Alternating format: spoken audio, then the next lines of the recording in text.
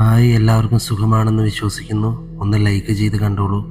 കഥയുടെ തുടക്കത്തിൽ തന്നെ ചൂളമടിച്ചു പായുന്ന തീവണ്ടിയിലെ പുറത്തെ കാഴ്ചകൾ ആസ്വദിക്കുമ്പോഴും മനസ്സിൽ നിറയെ നാടും വീടും ചങ്ങാതിമാരുമായിരുന്നു. നീണ്ട ഒരു ഇടവേള, ശരിക്കും പറഞ്ഞാൽ 12 വർഷങ്ങൾ. പാതി മയക്കത്തിലെന്ന പോലെ ഓർമ്മകളിലേക്ക് ആഴ്ന്നുപോയി. കൂട്ടുകാരുമൊത്ത് കവലയിൽ സൊറ പറയുന്ന കാലം. അരുണും ആരവും ബഷീറും കുട്ടനും രാജുവും, അങ്ങനെ ഒരുപാട് കൂട്ടുകാർ. കൂട്ടിക്കളിച്ചും ക്രിക്കറ്റ് കളിച്ചും നടന്ന ആ കാലം. ശരിക്കും പറഞ്ഞാൽ തരികിട തന്നെ, താന്തോന്നികൾ. പഠിക്കാൻ കാശിന് കൊള്ളാത്ത കൂട്ടുകാരും, പിന്നെ ഉണ്ണിയും. ഉണ്ണി ഞാൻ തന്നെയാണ് കേട്ടോ. അപ്പുവേട്ടൻ്റെയും ശ്യാമയുടെയും പ്രണയം ഓർക്കാതെ വയ്യ. അതിൽ ദല്ലാൽ ഞാനായിരുന്നല്ലോ. അവരുടെ കല്യാണം കഴിഞ്ഞ് 2 കുട്ടികളായി കാണും. എല്ലാം ഇന്നലെ കഴിഞ്ഞ പോലെ ഓർമ്മകളിൽ മുഴുകി. അങ്ങനെ അമ്മയും അച്ഛനും നേരത്തെ എന്നെ വിട്ടുപോയതിനാൽ ചെറിയച്ഛനും ചെറിയമ്മയുമായിരുന്നു എനിക്കെല്ലാം. ചെറിയമ്മ എനിക്ക് സ്വന്തം അമ്മ തന്നെയായിരുന്നു. അവർക്ക് 2 മക്കളാണ്, നന്ദയും നന്ദുവും. നന്ദ സ്കൂൾ ലീഡർ, നന്ദു ഡോക്ടറാകണമെന്ന ആഗ്രഹത്തോടെ പഠിച്ചു വരുന്നു. ചെറിയച്ഛനാണെങ്കിൽ എന്നെ കണ്ടുകൂടാ. കവലയിലെ എൻ്റെ കൂട്ടുകാരോടൊപ്പം കണ്ടാൽ അന്നത്തെ അടി ഉറപ്പാണ്. കൂട്ടുകെട്ട് നല്ലവരായ കുട്ടികളോടൊത്ത് വേണമെന്നാണ് മൂപ്പർ.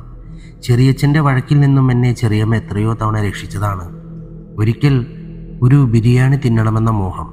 ബഷീറിൻ്റെ ഏതോ ഒരു ബന്ധുവിൻ്റെ വീട്ടിൽ കല്യാണമുണ്ടെന്നറിഞ്ഞ് കൂടെയുള്ള എല്ലാ ചങ്ങാതിപ്പടയും കല്യാണത്തിന് പോയി മതി വരുവോളം ശാപ്പിട്ടു. തിരിച്ച് വീട്ടിലേക്ക് എത്തിയിട്ടല്ലേ പൂരം. ചെറിയച്ഛൻ വടിയുമായി നിൽക്കുന്നു, ചെറിയമ്മയുടെ ഖേദഭാവ നോട്ടവും. ക്ഷണിക്കാത്ത കല്യാണത്തിന് പോയി തിന്നിട്ട് വരാൻ നാണമില്ല എന്ന് പറഞ്ഞ് ആ വടി എനിക്ക് നേരെ വീശിയതേ എനിക്ക് ഓർമ്മയുള്ളൂ. പിന്നെ ബഹളമായി, അയൽക്കാരൊക്കെ നോട്ടമായി. പട്ടിയെ തല്ലും പോലെ കുതിരെ തല്ലി. തന്തയും തള്ളയും നേരത്തെ പോയത് നന്നായി എന്നൊക്കെ ചെറിയച്ഛൻ പറയുന്നുണ്ടായിരുന്നു. ചെറിയച്ഛൻ്റെ കലി തീർന്നപ്പോൾ വടിയുമിട്ട് വീടിനകത്തേക്ക് പോയി. ചെറിയമ്മ എന്നെ ഒരുപാട് ആശ്വസിപ്പിച്ചു, ഉപദേശിച്ചു. ആകെ അവശനായ ഞാൻ പുറത്തെ തിണ്ണയിൽ കിടന്നു പുളഞ്ഞു. അന്നത്തെ രാത്രി കടന്നുപോയി. പിറ്റേന്ന് ചെറിയച്ഛൻ എൻ്റെ മുഖത്ത് പോലും നോക്കാതെയായി. കൂടെ ഉണ്ടായിരുന്ന ചങ്ങാതിമാരിൽ ഒറ്റൊരാൾ ചെറിയച്ഛനെ പേടിച്ച് എന്നെ കാണാനോ സംസാരിക്കാനോ വന്നില്ല. അന്ന് ഞാനൊരു തീരുമാനമെടുത്തു, നാട് വിടാം. പ്രായം 18, ചോരത്തിളപ്പിൻ്റെ വാശിയും ദേഷ്യവും മാത്രം മനസ്സിൽ. അന്ന് രാത്രി ഉടുവസ്ത്രവും നന്ദുവിൻ്റെ മാലയും എടുത്ത് സ്ഥലം വിട്ടതാണ്. എവിടേക്കോ എത്തിപ്പെട്ടു. ആരൊക്കെയോ അഭയം തന്നു, ജോലിയും തന്നു. ഇന്നിപ്പോൾ തിരിച്ച് നാട്ടിലേക്ക്, ഓർമ്മകളെ അയവരയ്ക്കൊണ്ട്. എന്നെ എല്ലാവർക്കും ഓർമ്മ കാണുമോ? അല്ല, മറന്നിരിക്കാനാണ് സാധ്യത. വർഷങ്ങൾ കടന്നുപോയില്ലേ.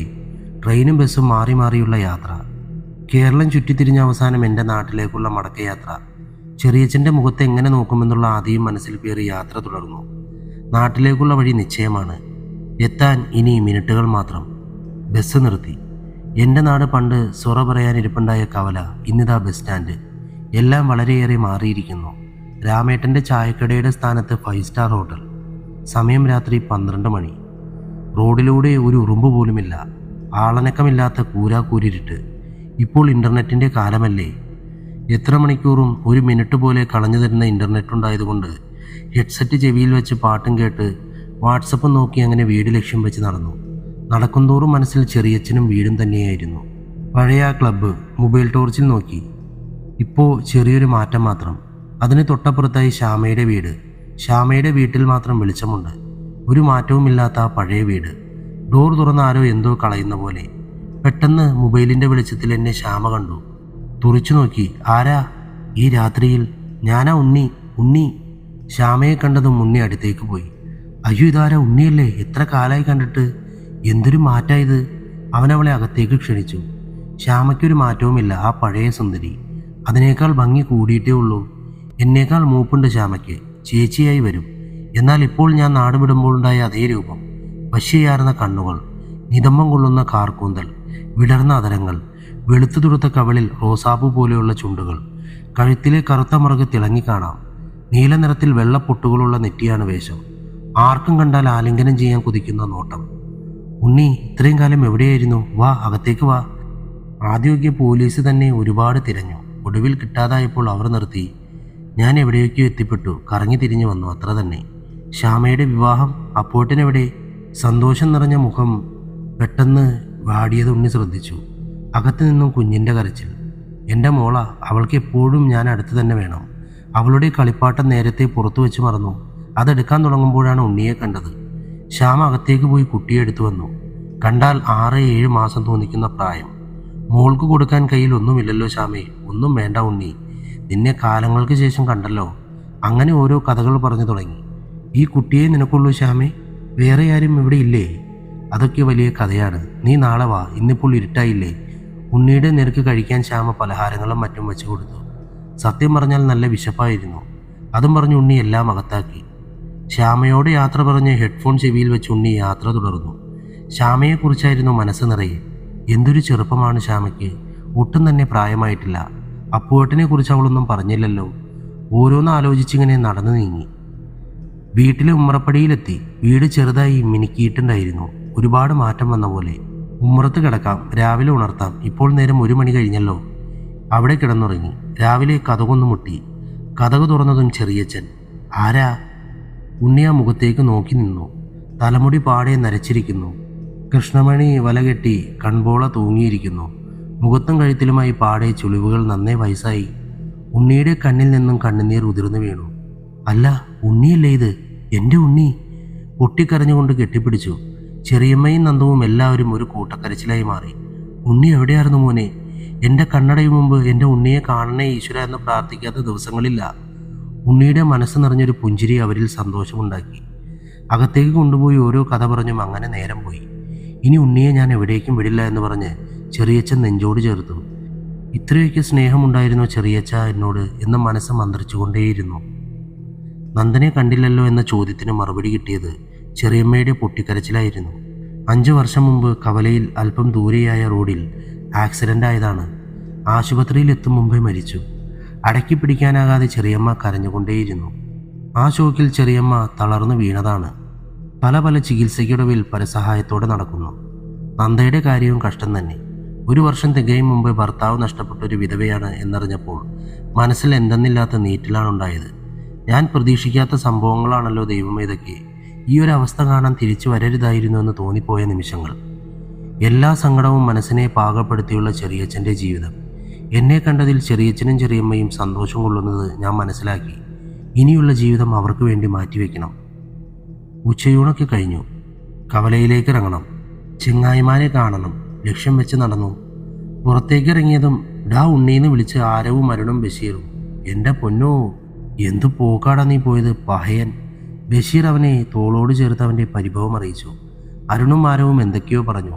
ആ പഹയ, ഇന്നാണ് ജമീലയുടെ മംഗലം, പോയാലോ? വേണ്ട മോനെ ബഷീറെ, അന്നൊരു കല്യാണത്തിന് പോയ പോക്കാണ് ഇന്ന് ഈ 12 വർഷം. അവിടെ ചിരിയുടെ പ്രവാഹം തന്നെയായിരുന്നു. കുട്ടനും രാജുവും എവിടെ? കുട്ടൻ ഗൾഫിൽ ബിസിനസ്സുകാരനാ. അവൻ്റെ ഓഫീസിലെ സ്റ്റാഫാണ് നമ്മുടെ ഈ ബഷീർ. ഇപ്പോൾ ലീവിലാ. ഓ, അപ്പോൾ കുട്ടനൊക്കെ രക്ഷപ്പെട്ടു അല്ലേ? പറയാനുണ്ടോടാ? രാജു ഇപ്പോൾ ക്ലബിൽ കാണും. നമുക്ക് അങ്ങോട്ട് വെച്ച് പിടിക്കാം. കയറിക്കോ. ബഷീർ തൻ്റെ ചുവന്ന കളർ ജീപ്പ് എടുത്ത് സ്റ്റാർട്ട് ചെയ്ത് വണ്ടി ക്ലബിലേക്ക് വാങ്ങി. രാജുവുമായി ഒത്തുകൂടി ഓരോ പഴയ കാര്യങ്ങൾ പറഞ്ഞു. ഉണ്ണിയുടെ നീണ്ട 12 വർഷകാലങ്ങൾ പറഞ്ഞും ആർത്തുല്ലസിച്ച് അങ്ങനെ സമയം വൈകിയത് അറിഞ്ഞില്ല. നന്ദുവിൻ്റെ ആക്സിഡൻറ്റ് നടന്നത് ഇതേ സ്ഥലത്ത് വെച്ചായിരുന്നു ഉണ്ണി മൗനഭാവത്തോടെ തലയാട്ടി. അപ്പുവേട്ടൻ മരിച്ചതറിഞ്ഞില്ലേ ഉണ്ണി? അപ്പുവേട്ടനോ? ഹൃദയപ്പിടച്ചിലോടെ ചെറുഞെട്ടലോടെ ചോദിച്ചു. അപ്പുവേട്ടൻ? അപ്പോൾ നീയൊന്നും അറിഞ്ഞില്ലേ? ഇല്ല, ഇന്നലെ ഞാൻ ശ്യാമയോട് ചോദിച്ചതാണ്. അപ്പോൾ അവളുടെ നിസ്സഹായ ഭാവം കണ്ട് ഞാൻ പിന്നെ ചോദിച്ചില്ല. ശ്യാമയോ? ഇന്നലെയോ? ബഷീറും ആരവും ഒരുമിച്ച് ചോദിച്ചു. അതെ, ഇന്നലെ രാത്രി നേരം വൈകി എത്തിയതാ. ഞാനിവിടെ ഒരു വെട്ടം കണ്ടത് ശ്യാമയുടെ വീട്ടിലാണ്. അവളും മകളും മാത്രമേ അവിടെയുള്ളൂ. എനിക്കും കഴിക്കാൻ ഭക്ഷണമൊക്കെ തന്നു. പഴയ കാര്യങ്ങളൊക്കെ സംസാരിച്ചാണ് വീട്ടിലേക്ക് മടങ്ങിയത്. ഇത്രയും നേരം ശ്വാസം അടക്കി പിടിച്ചാണ് ഉണ്ണിയുടെ വാക്കുകൾ സുഹൃത്തുക്കൾ കേട്ടത്. ഇരുന്ന ഇരിപ്പിൽ നിന്നും അവർ എഴുന്നേറ്റ് നിന്നു. ഉണ്ണി, നീ എന്തൊക്കെയാ പറയണേ? നിനക്കെന്താ വട്ടായോ? നീ ഉറക്കിപ്പിച്ചു പറയുകയാണോ? 10 മണിയാകാൻ പോകുന്നതല്ലേ ഉള്ളൂ. ഇതിപ്പോൾ എന്താ? രാജു, ഞാൻ എന്തു പറഞ്ഞെന്നാ? ശ്യാമയുടെ കാര്യാ? ആ, ഞാൻ അവളെ കണ്ടിരുന്നു. പഴയതിലും സുന്ദരി. മതി, നിർത്തൂ നിന്റെ ഒരു വട്ടുകളി. നീ ശ്യാമയെ ശരിക്കും കണ്ടോ? ഈ ചോദ്യം അരുണിൻ്റേതായിരുന്നു. കണ്ടടാ, ശരിക്കും കണ്ടു. എന്നാ നീ പുറത്തേക്ക് വന്നേ. 2 അടി മുന്നിലേക്ക് നടന്നതേ ആ കാണുന്ന കാട് പിടിച്ച സ്ഥലത്താണോ നീ ഇന്നലെ പോയ ശ്യാമയുടെ വീട്? നിന്ന നിൽപ്പിൽ ഉണ്ണിക്കൊന്നും മനസ്സിലായില്ല. ഇതെന്താ ദേവി ഞാൻ ഈ കാണുന്ന? ഇന്നലെ ഇവിടെ ഉണ്ടായ വീടെവിടെ? ഡാ ബഷീറേ, എനിക്ക് വിശ്വസിക്കാൻ വയ്യടാ. അരുണേ, അപ്പോൾ ശ്യാമ ഇവിടെ? അവളുടെ കുട്ടി? ഡാ ഉണ്ണി, അപ്പുവേട്ടൻ മരിച്ച 1 വർഷം മുമ്പാണ് ശ്യാമ തൂങ്ങി മരിച്ചത്. അപ്പോൾ ഞാൻ ഇന്നലെ രാത്രി കണ്ടതൊക്കെ? ഇവിടെ ഒരു വീടുണ്ടായിരുന്നടാ, ഞാൻ കണ്ടതാ. ഇടിഞ്ഞു പൊളിഞ്ഞ തറ മാത്രം ബാക്കിയായ വീടും കാട് പിടിച്ച പുക നിറഞ്ഞ പരിസരവും ഒറ്റ നോട്ടത്തിൽ കണ്ടാൽ പ്രേതാലയം. ഇവിടെയാണോ ശ്യാമയെ കണ്ടത്? നീ ഭക്ഷണം കഴിച്ചെന്ന് പറഞ്ഞത് ഇവിടെ നിന്നാണോ? അരുണിൻ്റെ സംസാരം കേട്ട് ഞെട്ടൽ മാറാതെ ഉണ്ണി അവിടേക്ക് തന്നെ തൻ്റെ കണ്ണുകൾ കൊണ്ട് തിരഞ്ഞു. എന്താ കഥ? എനിക്കൊന്നും മനസ്സിലാകുന്നില്ല. പക്ഷെ ഞാൻ അവളെയും കുഞ്ഞിനെയും കണ്ടതാണ്. ഉണ്ണി, ശ്യാമ മരിച്ചിട്ട് വർഷങ്ങൾ കഴിഞ്ഞു. അവൾക്ക് കുട്ടിയൊന്നുമില്ല. അവൾക്ക് എന്ത് സംഭവിച്ചെന്ന് ആർക്കും അറിയില്ല. രാവിലെ എഴുന്നേൽക്കുന്നത് കാണാതെ അവളുടെ അമ്മ വന്ന് നോക്കിയപ്പോഴാണ് ഉത്തരത്തിൽ കെട്ടിത്തൂങ്ങിയ ശ്യാമയെ കണ്ടത്. അവൾ ഗർഭിണിയായിരുന്നെന്നോ ഒന്ന് കെട്ടിത്തൂക്കിയതാണെന്നോ അങ്ങനെ എന്തൊക്കെയോ നാട്ടിൽ പാടെ വാർത്തയുണ്ടായിരുന്നു. കേസിൻ്റെ പുറകെ പോകാൻ ആ അമ്മ മാത്രമല്ലേ ഉള്ളൂ. അവർക്കെവിടെ നിന്ന് അതിനൊക്കെ ധൈര്യം? ആ കേസ് അങ്ങനെ തള്ളി. ഗർഭിണിയോ? അപ്പോൾ കല്യാണം കഴിക്കാതെയായ അവിഹിത ഗർഭം. അവളാളത്ര ശരിയല്ലെന്നാ കേട്ടത്. ശേഷമുണ്ടായിരുന്ന അമ്മയും മരിച്ചു. ആ വീടും സ്ഥലവും അങ്ങനെ അനാഥരായി. അവളുടെ മനസാക്ഷി സൂക്ഷിപ്പുകാരനല്ലായിരുന്നു നീ. വന്നതറിഞ്ഞപ്പോൾ നിന്നെ കാണാൻ സ്വപ്നത്തിൽ വന്നതാവും. അപ്പോഴും ഉണ്ണി യഥാർത്ഥത്തിലേക്ക് കടന്നു വരാതെ കണ്ണും തള്ളി ആ പറമ്പിലേക്ക് നോക്കി നിന്നു. ബഷീർ, അരുൺ, രാജു, നമുക്കെന്നാ നാളെ കാണാം, ബൈ പറഞ്ഞു ഉണ്ണി നടന്നു. ഞാൻ കണ്ടതൊക്കെ സ്വപ്നമല്ലെന്നറിയാം. ശ്യാമയെ ശരിക്കും കണ്ടതാണ്. അവളുടെ കുട്ടിയുടെ മുഖം മറക്കാൻ പറ്റുന്നില്ല. എന്തൊക്കെയോ വിചിത്രമായി സംഭവിച്ചിരിക്കുന്നു. ശ്യാമ ഒരിക്കലും ആത്മഹത്യ ചെയ്യില്ല. എനിക്ക് വിശ്വസിക്കാൻ പറ്റുന്നില്ല. അപ്പോട്ടിന് അവളെ കൈവിട്ട് കാണുമോ? ഉണ്ണി വീട്ടിലേക്കെത്തി ചെറിയച്ഛൻ പുറത്ത് തന്നെ ഇരിപ്പുണ്ടായിരുന്നു. ഉണ്ണിയേ, നീ വന്നോ? ഊണ് കഴിക്കണ്ടേ? എത്ര നേരമായി നിന്നെയും കാത്തി ഇരിപ്പ് തുടങ്ങിയിട്ട്. പണ്ടത്തെ കൂട്ടുകാരെയൊക്കെ കണ്ടില്ലേ? നന്നായി. നീ ഇവിടെ ഇല്ലാത്തപ്പോൾ നന്ദൻ്റെ മരണശേഷം എല്ലാ കാര്യത്തിനും സഹായത്തിനുണ്ടായത് നിന്റെ കൂട്ടുകാരായിരുന്നു. പണ്ട് ഞാൻ അവരെ വീടിന് കയറ്റാൻ കൊള്ളാത്തവൻ എന്ന് പറഞ്ഞ് അടിച്ചോടിക്കാറില്ലേ? ഇപ്പോൾ ഈ ചെറിയച്ഛനൊക്കെയും കുറ്റബോധ ഉണ്ണിയെ. എല്ലാ പാപങ്ങളും അനുഭവിച്ചത് എൻ്റെ മക്കളാ. അതിന് മാത്രം എന്ത് തെറ്റാ ചെറിയച്ഛൻ ചെയ്തേ? ഒന്നുമില്ല കുട്ടിയെ, വാ ഊണ് കഴിക്കാം. ജനാലകൾ തുറന്നു. തണുത്ത വീശുന്ന കാറ്റ്. കിടക്കാൻ തുടങ്ങുമ്പോഴും മനസ്സ് നിറയെ ശ്യാമയായിരുന്നു. അവൾ മരിച്ചില്ലെങ്കിൽ ഞാൻ കണ്ടത് അവളുടെ ആത്മാവിനെയല്ലേ? സംസാരിച്ചത് എന്നോട് എന്തൊക്കെയോ പറയണമെന്ന് പറഞ്ഞത്. അപ്പോട്ടിനെന്തിനാ ശ്യാമയെ കൈവിട്ടത്? ഒക്കെ പറയാൻ വേണ്ടിയാവോ എത്ര നാൾ ശ്യാമ എന്നെ കാത്തുനിന്നു? ഒരുപാട് ചോദ്യങ്ങൾ മനസ്സിനെ അലട്ടുന്നു. ഓരോന്നും ഓർത്തങ്ങനെ മയക്കത്തിലേക്ക് പോയി. നിദ്രയിൽ ആഴ്ന്നുപോയ ഉണ്ണി ശ്യാമ തൻ്റെ അരികിൽ വരുന്നതായി കണ്ടു. ശ്യാമയെയും കുട്ടിയെയും മാറി മാറി കണ്ടു. ഒടുവിൽ ഞെട്ടി എഴുന്നേറ്റു. സ്വപ്നമായിരുന്നോ? ഇനി ഉറക്കം കിട്ടുമെന്ന് തോന്നുന്നില്ല. കോലായിൽ പോയിരുന്ന് ചുണ്ടിലേക്ക് സിഗരറ്റ് വെച്ചു കൊടുത്ത് കത്തിച്ചങ്ങനെ ഇരുട്ടിലേക്ക് നോക്കിയിരുന്നു. കൂടെ മൊബൈൽ ഫോണെടുത്ത് ഫേസ്ബുക്കിലേക്ക് കയറി. ദൂരെയുള്ള ഉരുണ്ടുകൂടിയ ഇരുട്ടിൽ രണ്ട് തിളങ്ങുന്ന കണ്ണുകൾ. കയ്യിലൊരു കുട്ടിയുമായി ഒരു സ്ത്രീ അടുത്തേക്ക് വരുന്നു. അതിനെ നോക്കുന്തോറും അടുത്തെത്താറായിരിക്കുന്നു. ഉണ്ണി, എന്നെ അവർ ചതിച്ചു. എനിക്ക് മോക്ഷം വേണം. ഉണ്ണി, നീ എനിക്ക് മോക്ഷം തരില്ലേ? ഉണ്ണി വേഗം അകത്തേക്ക് കയറി വാതിലടച്ചു. അയ്യോ, ശ്യാമ, ഇതെന്താ? അവൾ എന്നെ പിന്തുടരുകയാണോ? ആരാ അവളെ ചതിച്ചത്? ഒരുപാട് ചോദ്യങ്ങളും മനസ്സിലേറ്റി അന്ന് രാത്രി കടന്നുപോയി. അതിരാവിലെ 4 മണിയായി കാണും. ഉണ്ണി ഫോണെടുത്ത് ബഷീറിനെ വിളിച്ചു. അരുണിനെയും കൂട്ടി ക്ലബ്ബിൽ വാ, നമുക്കൊന്ന് കാണാം. അടുത്തത് നേരെ ക്ലബ്ബിലേക്ക്. എന്താടാ രാവിലെ മനുഷ്യൻ ഉറങ്ങാനും സമ്മതിക്കില്ലേ? നാട്ടിൽ വന്നാൽ കിട്ടുന്ന ഈ ഉറക്കമാ മോനെ ഏറ്റവും മഹത്തായ നിദ്ര. നമ്മൾ പ്രവാസികൾക്കൊരു ആശ്വാസം. നിന്റെ വാചക കസർത്ത് നിർത്തി ബഷി. ഇന്നലെ ഞാൻ പറഞ്ഞില്ലേ ശ്യാമ, അവിടെ നമുക്കൊന്ന് പോയി നോക്കിയാലോ? ആ പ്രേതാലയത്തിലോ? നല്ല കാര്യമായി. അവിടെ ഇപ്പോൾ പാമ്പിൻ്റെ കോട്ടയാ, കാടും പൊടിയും. എനിക്കവിടെ പോയേ പറ്റൂ. ഇന്നലെ രാത്രി ഞാൻ ശ്യാമയെ കണ്ടു. എനിക്ക് അവൾക്ക് മോക്ഷം നേടിക്കൊടുക്കണം. മോക്ഷം നേടിക്കൊടുക്കാനോ? എന്തുവാടേ? നീ ഏത് യുഗത്തിലാണ് ഈ ജീവിക്കുന്നത്? അരുണേ, നീയെങ്കിലും ഒന്ന് മനസ്സിലാക്ക്. അവളെ ഞാൻ കണ്ടു. അവളിപ്പോൾ ഗതി കിട്ടാതെ അലയുന്ന ആത്മാവാണ്. എന്നിലൂടെ അവൾക്ക് ഒരുപാട് പറയാനുണ്ട്. അവളെ ആരൊക്കെയോ കൂടി ചതിച്ചതാണ്. അപ്പോഴേട്ടന് എന്താ സംഭവിച്ചതൊക്കെ അറിയണം. ഇതൊക്കെ നിന്റെ പ്രേതത്തോട് തന്നെ ചോദിച്ചാൽ പോരായോ? എൻ്റെ കൂടെ വരുന്നവർക്ക് വരാം, ഇല്ലെങ്കിൽ നിങ്ങൾ മടങ്ങിപ്പോയിക്കോളൂ. ഇല്ല മോനെ, നമ്മളുണ്ട് കൂടെ. അങ്ങനെ 3 പേരും ശ്യാമയുടെ വീടുണ്ടായ ദിക്കിലേക്ക് പോയി. 3 പേരും മൊബൈൽ ടോർച്ച് കത്തിച്ചു. ഇപ്പോഴാണ് ഈ വെളിച്ചത്തിൽ ഞാൻ ഈ വീട് കാണുന്നത്. ശരിക്കും ഇവിടെ വീടിന് പകരം മണ്ണിൻ കൂമ്പാരം കൂടിയ തറ, ഒളിഞ്ഞു വീണ് ദ്രവിക്കാൻ പറ്റാത്ത കമ്പുകളും മൂടുകളും, കാട് പിടിച്ചു കിടക്കുന്ന പരിസരം. അടുത്തുള്ള കിണറിലാകട്ടെ മാറാലകൾ കിട്ടി ചപ്പും ചവറും നിറഞ്ഞിരിക്കുന്നു. ഒരു മൂലയിലായി കുന്നുകൂടി പാമ്പിൻ പുറ്റും. എന്തൊരു വിചിത്രമാണ് ഈ കാഴ്ച. കഴിഞ്ഞ രാത്രി ഞാൻ ഇവിടെ വന്നുപോയെന്ന് പറഞ്ഞാൽ ആരെങ്കിലും വിശ്വസിക്കുമോ? നഷ്ടപ്പെട്ടതെന്തോ തിരയും പോലെ ഉണ്ണി അവിടെ നിന്നും ഒരുപാട് തിരഞ്ഞു. മൂലയിൽ ഇരുമ്പ് കൊണ്ടുണ്ടാക്കിയ ഒരു പെട്ടി ഉണ്ണിയുടെ ശ്രദ്ധയിൽപ്പെട്ടു. അവൻ അതെടുക്കാൻ പോയപ്പോൾ കൂട്ടുകാർ അവനെ തടഞ്ഞു. ഉണ്ണി, നീ വയ്യാവേലിക്കൊന്നും പോകണ്ട, അതവിടെ വച്ചേ. നീ വാ, നമുക്കല്പം സംസാരിക്കാം. ഉണ്ണി തൻ്റെ ഉറച്ച തീരുമാനത്തിൽ തന്നെ നിന്നു. ഈ പെട്ടി അതെനിക്ക് വേണം. ഇപ്പോൾ നമുക്ക് ഈ തിരയിൽ അവസാനിപ്പിക്കാൻ വരുൺ. ഇനി ഞാൻ വീട്ടിലേക്ക് പോകട്ടെ, നിങ്ങളും പോയിക്കോളൂ, നമുക്ക് പിന്നെ കാണാം. ഉണ്ണി, ഞാൻ അതുവഴിയാണ്, നീ കയറിക്കോ. ഉണ്ണി ആ ഇരുമ്പ് പെട്ടിയുമായി ജീപ്പിൽ കയറി. ബഷീർ തൻ്റെ ജീപ്പ് ഉണ്ണിയുടെ വീട് ലക്ഷ്യം വെച്ചു. മുറിയുടെ കതകടച്ച് മാറാലയും പൊടിപടലങ്ങളും പിടിച്ച് ആ പെട്ടി ഉണ്ണി ഒരു തുണി കൊണ്ട് തുടച്ചു. അത് തുറക്കാൻ ശ്രമിക്കവേ താക്കോൽ ദ്വാരം കണ്ടു. പക്ഷേ താക്കോൽ കാണുന്നില്ല. ഇരുമ്പ് പെട്ടി ആയതിനാൽ പൊളിക്കാൻ ഒരു രക്ഷയുമില്ല. ഉണ്ണി തന്നാൽ കഴിയുന്നതൊക്കെ ചെയ്തു, പൊളിക്കാൻ പറ്റുന്നില്ലല്ലോ. ആ പെട്ടി കിടന്നിടത്ത് താക്കോൽ കാണാതിരിക്കില്ല. ഒന്ന് പോയി നോക്കിയാലോ? നേരം വെളുക്കാൻ ഇനിയും സമയമുണ്ട്. ഇത്തവണ ഉണ്ണി ആരെയും കൂടെ കൂട്ടാതെ ശ്യാമയുടെ വീട് കിടന്ന ആ സ്ഥലത്തേക്ക് പുറപ്പെട്ടു. ആരോ വലിച്ചു കൊണ്ടുപോകും പോലെ ഒറ്റയ്ക്കുള്ളൊരു യാത്ര. ശ്യാമയുടെ വീട്ടിലെത്തിയതും ആ താക്കോൽ തിരയുന്നതിലേക്ക് അവൻ ശ്രദ്ധ തിരിച്ചു. തിരിച്ചും മറിച്ചും അവിടെ തിരഞ്ഞുകൊണ്ടേയിരുന്നു. ഒടുവിൽ അവനത് കിട്ടി. തുരുമ്പ് പിടിച്ച ഒരു പിടി താക്കോൽ കൂട്ടം. ഈ കൂട്ടത്തിൽ ഒരു താക്കോൽ ആ ഇരുമ്പ് പെട്ടിയുടേതായിരിക്കും. വീണ്ടും എന്തിനോ വേണ്ടി എന്ന പോലെ തിരഞ്ഞുകൊണ്ടേയിരുന്നു. പെട്ടെന്ന് കാലിൽ എന്തോ മുള്ളു തറച്ച വേദന. ഉണ്ണി കാലൊന്ന് പൊക്കി തടവി നോക്കി. ശരിയാ, മുള്ളു കയറിയിരിക്കുന്നു. ആ മുള്ളെടുക്കാൻ പോകവേ ഒരശരീരി എന്ന പോലെ, അരുത്, ഇവിടെ ചോര പൊഴിക്കരുത്. ഉണ്ണി തിരിഞ്ഞതും ആരെയും കണ്ടില്ല. വീണ്ടും അതേ ശബ്ദം, അരുത്, ഒരു തുള്ളി പോലും ചോര ഈ പറമ്പിൽ വീഴാൻ പാടില്ല. ഉണ്ണി ആ താക്കോൽ കൂട്ടവുമായി കാലുകൾ വേച്ചു വെച്ച് മുടന്തി നടന്നു. പിന്നിൽ നിന്നും ഒരു കൈ വന്ന് തട്ടും പോലെ. നീ ഏതാണ്? നീട്ടി വളർത്തിയ താടിയും നരച്ച മീശയും തവിട്ട് കളർന്ന കൃഷ്ണമണിയും ഇരുണ്ട നിറത്തിലുള്ള അധികം പൊക്കമില്ലാത്ത ഒരു വയസ്സൻ രൂപം. കാക്കിക്കളർ മുണ്ടും ഷാളുമാണ് വേഷം. കണ്ടാൽ ഒരു ഭ്രാന്തൻ രൂപം. നിങ്ങളാരാ? ഞാനിവിടെ അടുത്തുള്ളതാ. നീ ശ്യാമയെ കണ്ടല്ലേ? എല്ലാം എനിക്കറിയാം. അവൾ പ്രതികാരദാഹിയായ ഒരു ആത്മാവാണ്. അവളുടെ പിറകെ നീ പോകരുത്. നിനക്ക് നാശം വന്നു ചേരും. ഇതൊക്കെ പറയാൻ നിങ്ങളാരാ? അല്ല, നിങ്ങളെങ്ങനെ അറിഞ്ഞു ശ്യാമയെ ഞാൻ കണ്ട കാര്യം? ഞാൻ മരിക്കാതെ ജീവിക്കുന്ന ഒരു ആത്മാവാണ്, രുദ്രൻ. അതാണ് എൻ്റെ നാമം. ആത്മാക്കളോട് സംസാരിക്കാൻ പറ്റുന്ന ഒരേ ഒരു മനുഷ്യൻ, രുദ്രൻ. ഉറക്കെ ചിരിച്ചുകൊണ്ട് അയാൾ പറഞ്ഞു. അതാണ് ഞാൻ. നീ ശ്യാമയുടെ പിറകെ നടക്കാതെ മാറിപ്പോവുക. അയാൾ ആർത്തു ചിരിച്ചു. വീണ്ടും അയാൾ ഇത് തന്നെ ആവർത്തിച്ചു. പെട്ടെന്നൊരു കാറ്റ് വീശി. കരിയിലകൾ കാറ്റിലെന്ന പോലെ പറന്നുയർന്നു. നേരം വെളുത്തു. വെളിച്ചം കണ്ണിലേക്ക് തട്ടി. ഉടുന്നനെ എന്തെന്നില്ലാത്ത ഭയം. ആ വെളിച്ചത്തിൽ നിന്ന നിൽപ്പിൽ രുദ്രൻ പെട്ടെന്ന് മറഞ്ഞിരിക്കുന്നു. ഉള്ളിലെ ഭയം കാരണം അയാളുടെ പിറകെ പോകാൻ ഉണ്ണിക്ക് ധൈര്യം വന്നില്ല. അവൻ വേഗത്തിൽ വീട്ടിലേക്ക് പോയി. അടുത്ത ലക്ഷ്യം ആ പെട്ടി തുറക്കുക തന്നെ. ഉണ്ണി അതിനായി ശ്രമിച്ചു.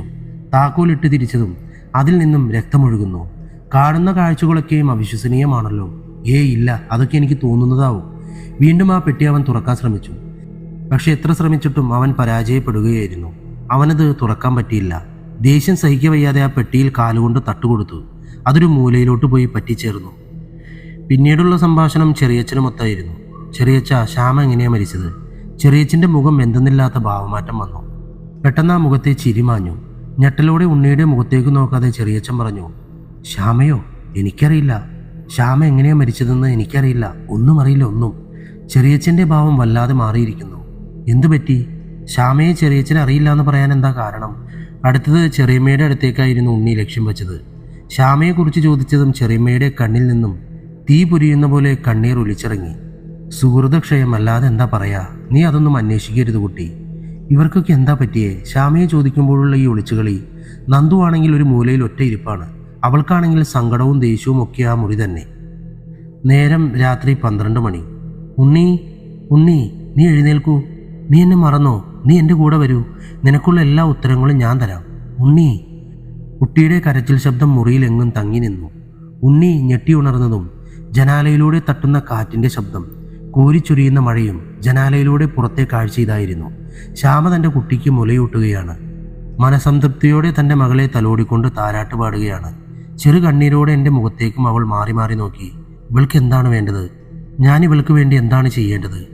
എങ്ങും വിടാതെ പിന്തുടരുന്ന ഇവൾ ഒരു ആത്മാവല്ലേ? ആത്മാവിനെ ഭയക്കേണ്ടതില്ലേ? ഉണ്ണിക്കെന്തോ ഈ കാഴ്ചകളൊക്കെ പേടിപ്പെടുത്തുന്ന പോലെ.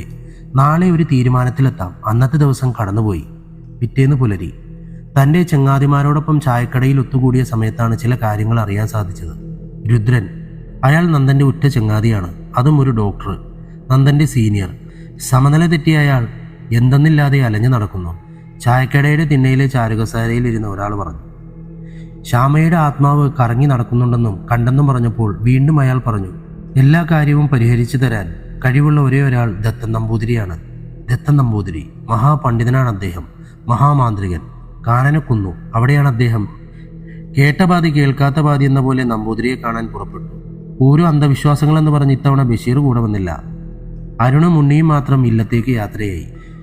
കേട്ട് കാനനക്കുന്ന് ഇല്ലത്തെ ഇളയ സന്താനമാണ് ദത്തൻ നമ്പൂതിരി. ഇല്ലത്തെ പടിക്കലെത്തിയതും ദത്തൻ നമ്പൂതിരിയെ കാണാനാണല്ലേ? അവിടെ ഇരുന്നു കൊള്ളുക. നമ്പൂതിരി പ്രാർത്ഥനയിലാണ്. പ്രാർത്ഥന കഴിഞ്ഞ് വന്നതും നമ്പൂതിരി പറഞ്ഞു, എന്താ പ്രശ്നം, പറഞ്ഞോളൂ. ഉണ്ണി തനിക്കുണ്ടായ എല്ലാ പ്രശ്നങ്ങളും പറഞ്ഞു. താൻ മാത്രം കാണുന്ന ശ്യാമയുടെ ആത്മാവിനെ, അവളുടെ കുഞ്ഞിനെ, രുദ്രനെ അങ്ങനെയല്ല. ഓഹോ, അപ്പോൾ അങ്ങനെയാണ് കാര്യങ്ങൾ. തൻ്റെ നേർക്കുണ്ടായ കബടി നിരത്തി കൂട്ടിയും കിഴിച്ചും ദത്തൻ നമ്പൂതിരി ഉണ്ണിയെ നോക്കി പറഞ്ഞു, അവൾ പ്രതികാരദാഹിയായ ആത്മാവാണ്. ഉണ്ണിയിൽ അമ്പരപ്പും ആകാംക്ഷയും ഉണ്ടായി. നിന്റെ കുടുംബം, അതാണ് അവളുടെ ലക്ഷ്യം. നിന്നെ നാട്ടിലെത്തിച്ചതുപോലും അവളാണ്. അവൾ ശ്യാമ. അവൾ എന്തിനെന്നെ പിന്തുടരുന്നത്?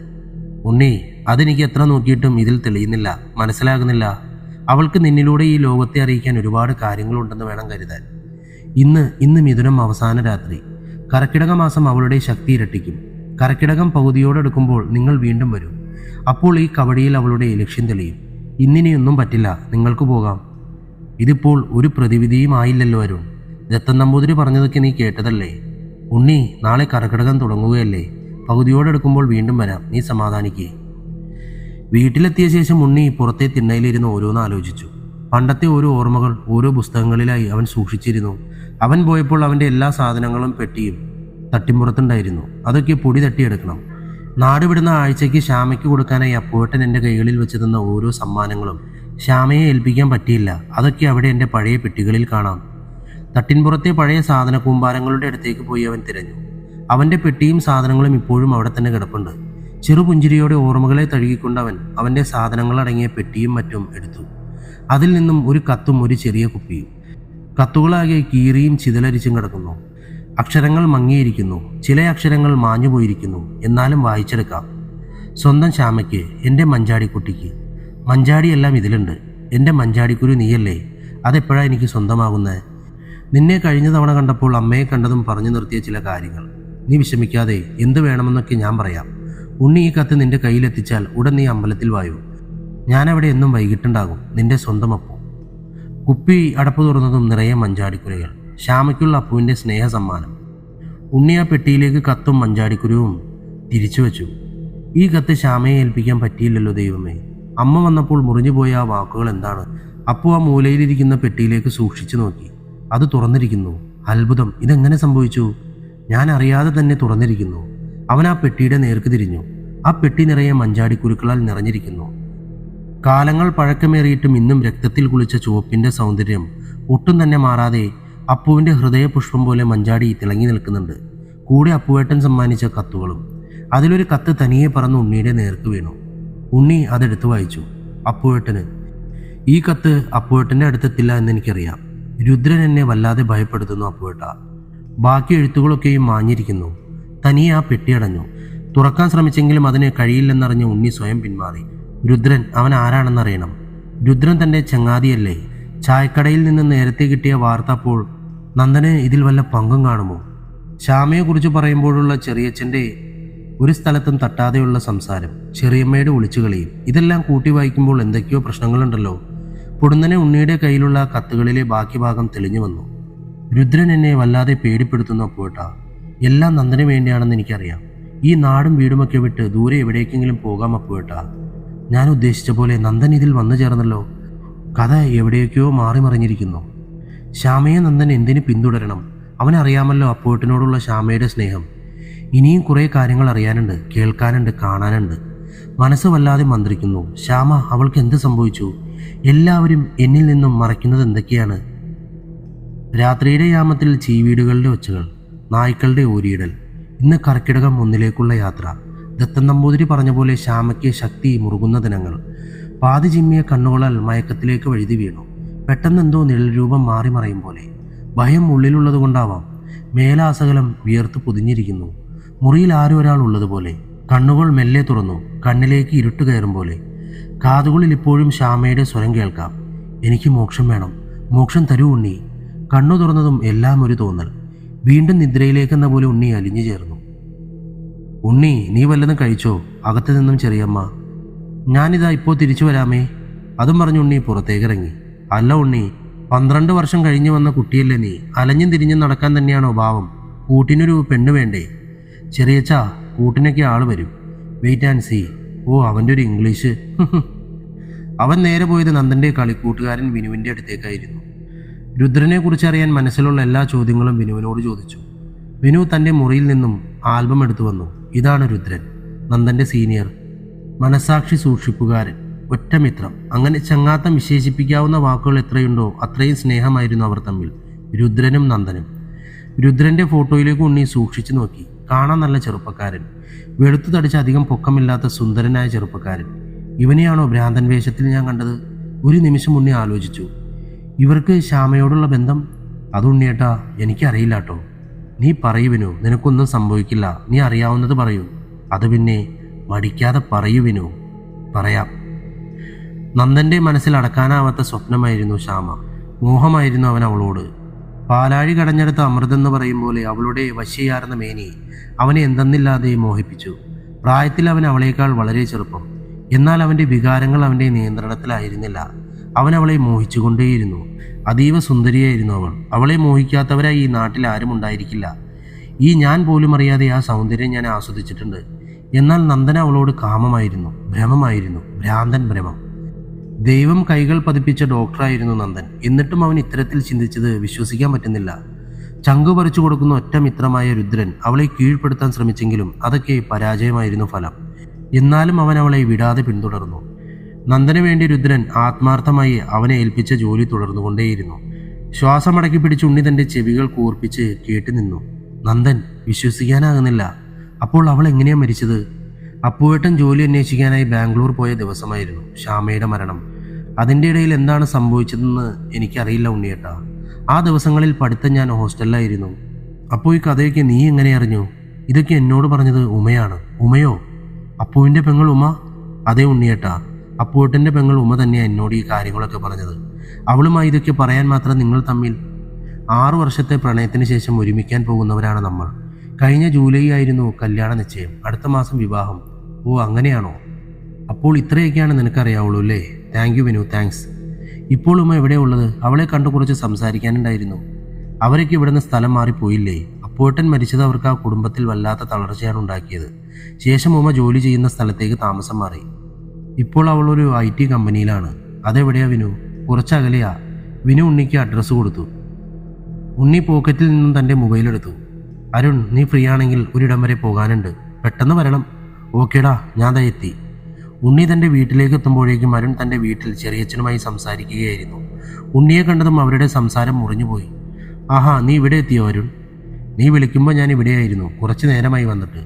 അപ്പോൾ ചെറിയച്ഛനാ പറഞ്ഞത് നീ പുറത്തു പോയെന്നു. നീ വരാൻ വേണ്ടി വെയിറ്റ് ചെയ്യുകയായിരുന്നു.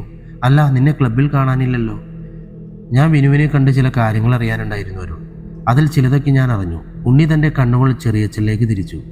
ഒരു തരി വെപ്രാളം എന്ന പോലെ ചെറിയച്ഛൻ അകത്തേക്ക് കയറിപ്പോയി. അരുൺ വണ്ടിയെടുക്കുക, ഒരു സ്ഥലം വരെ പോകണം. അരുണിൻ്റെ സ്കൂട്ടർ സ്റ്റാർട്ടാക്കി റോഡിലേക്ക് കയറി. എന്തൊക്കെയോ അറിയാൻ വെമ്പുന്ന മനസ്സുമായി ഉണ്ണി പുറകിലിരുന്നു കൊണ്ട് പറഞ്ഞു, എല്ലാവരും എന്തൊക്കെയോ എന്നിൽ നിന്നും മറച്ചു വയ്ക്കാൻ ശ്രമിക്കും പോലെ. ഒക്കെ നിന്റെ തോന്നല ഉണ്ണി. അല്ല ഉണ്ണി, എവിടേക്കായി യാത്ര? നീ പറഞ്ഞില്ലാലോ. ഉമയുടെ വീട്ടിലേക്ക്. ഏത് ഉമ? അപ്പുവേട്ടൻ്റെ ഉമ. ഉമ എന്ന് കേട്ടതും അരുണിൻ്റെ കൈകൾ ചെറുതായൊന്ന് വിറച്ചു.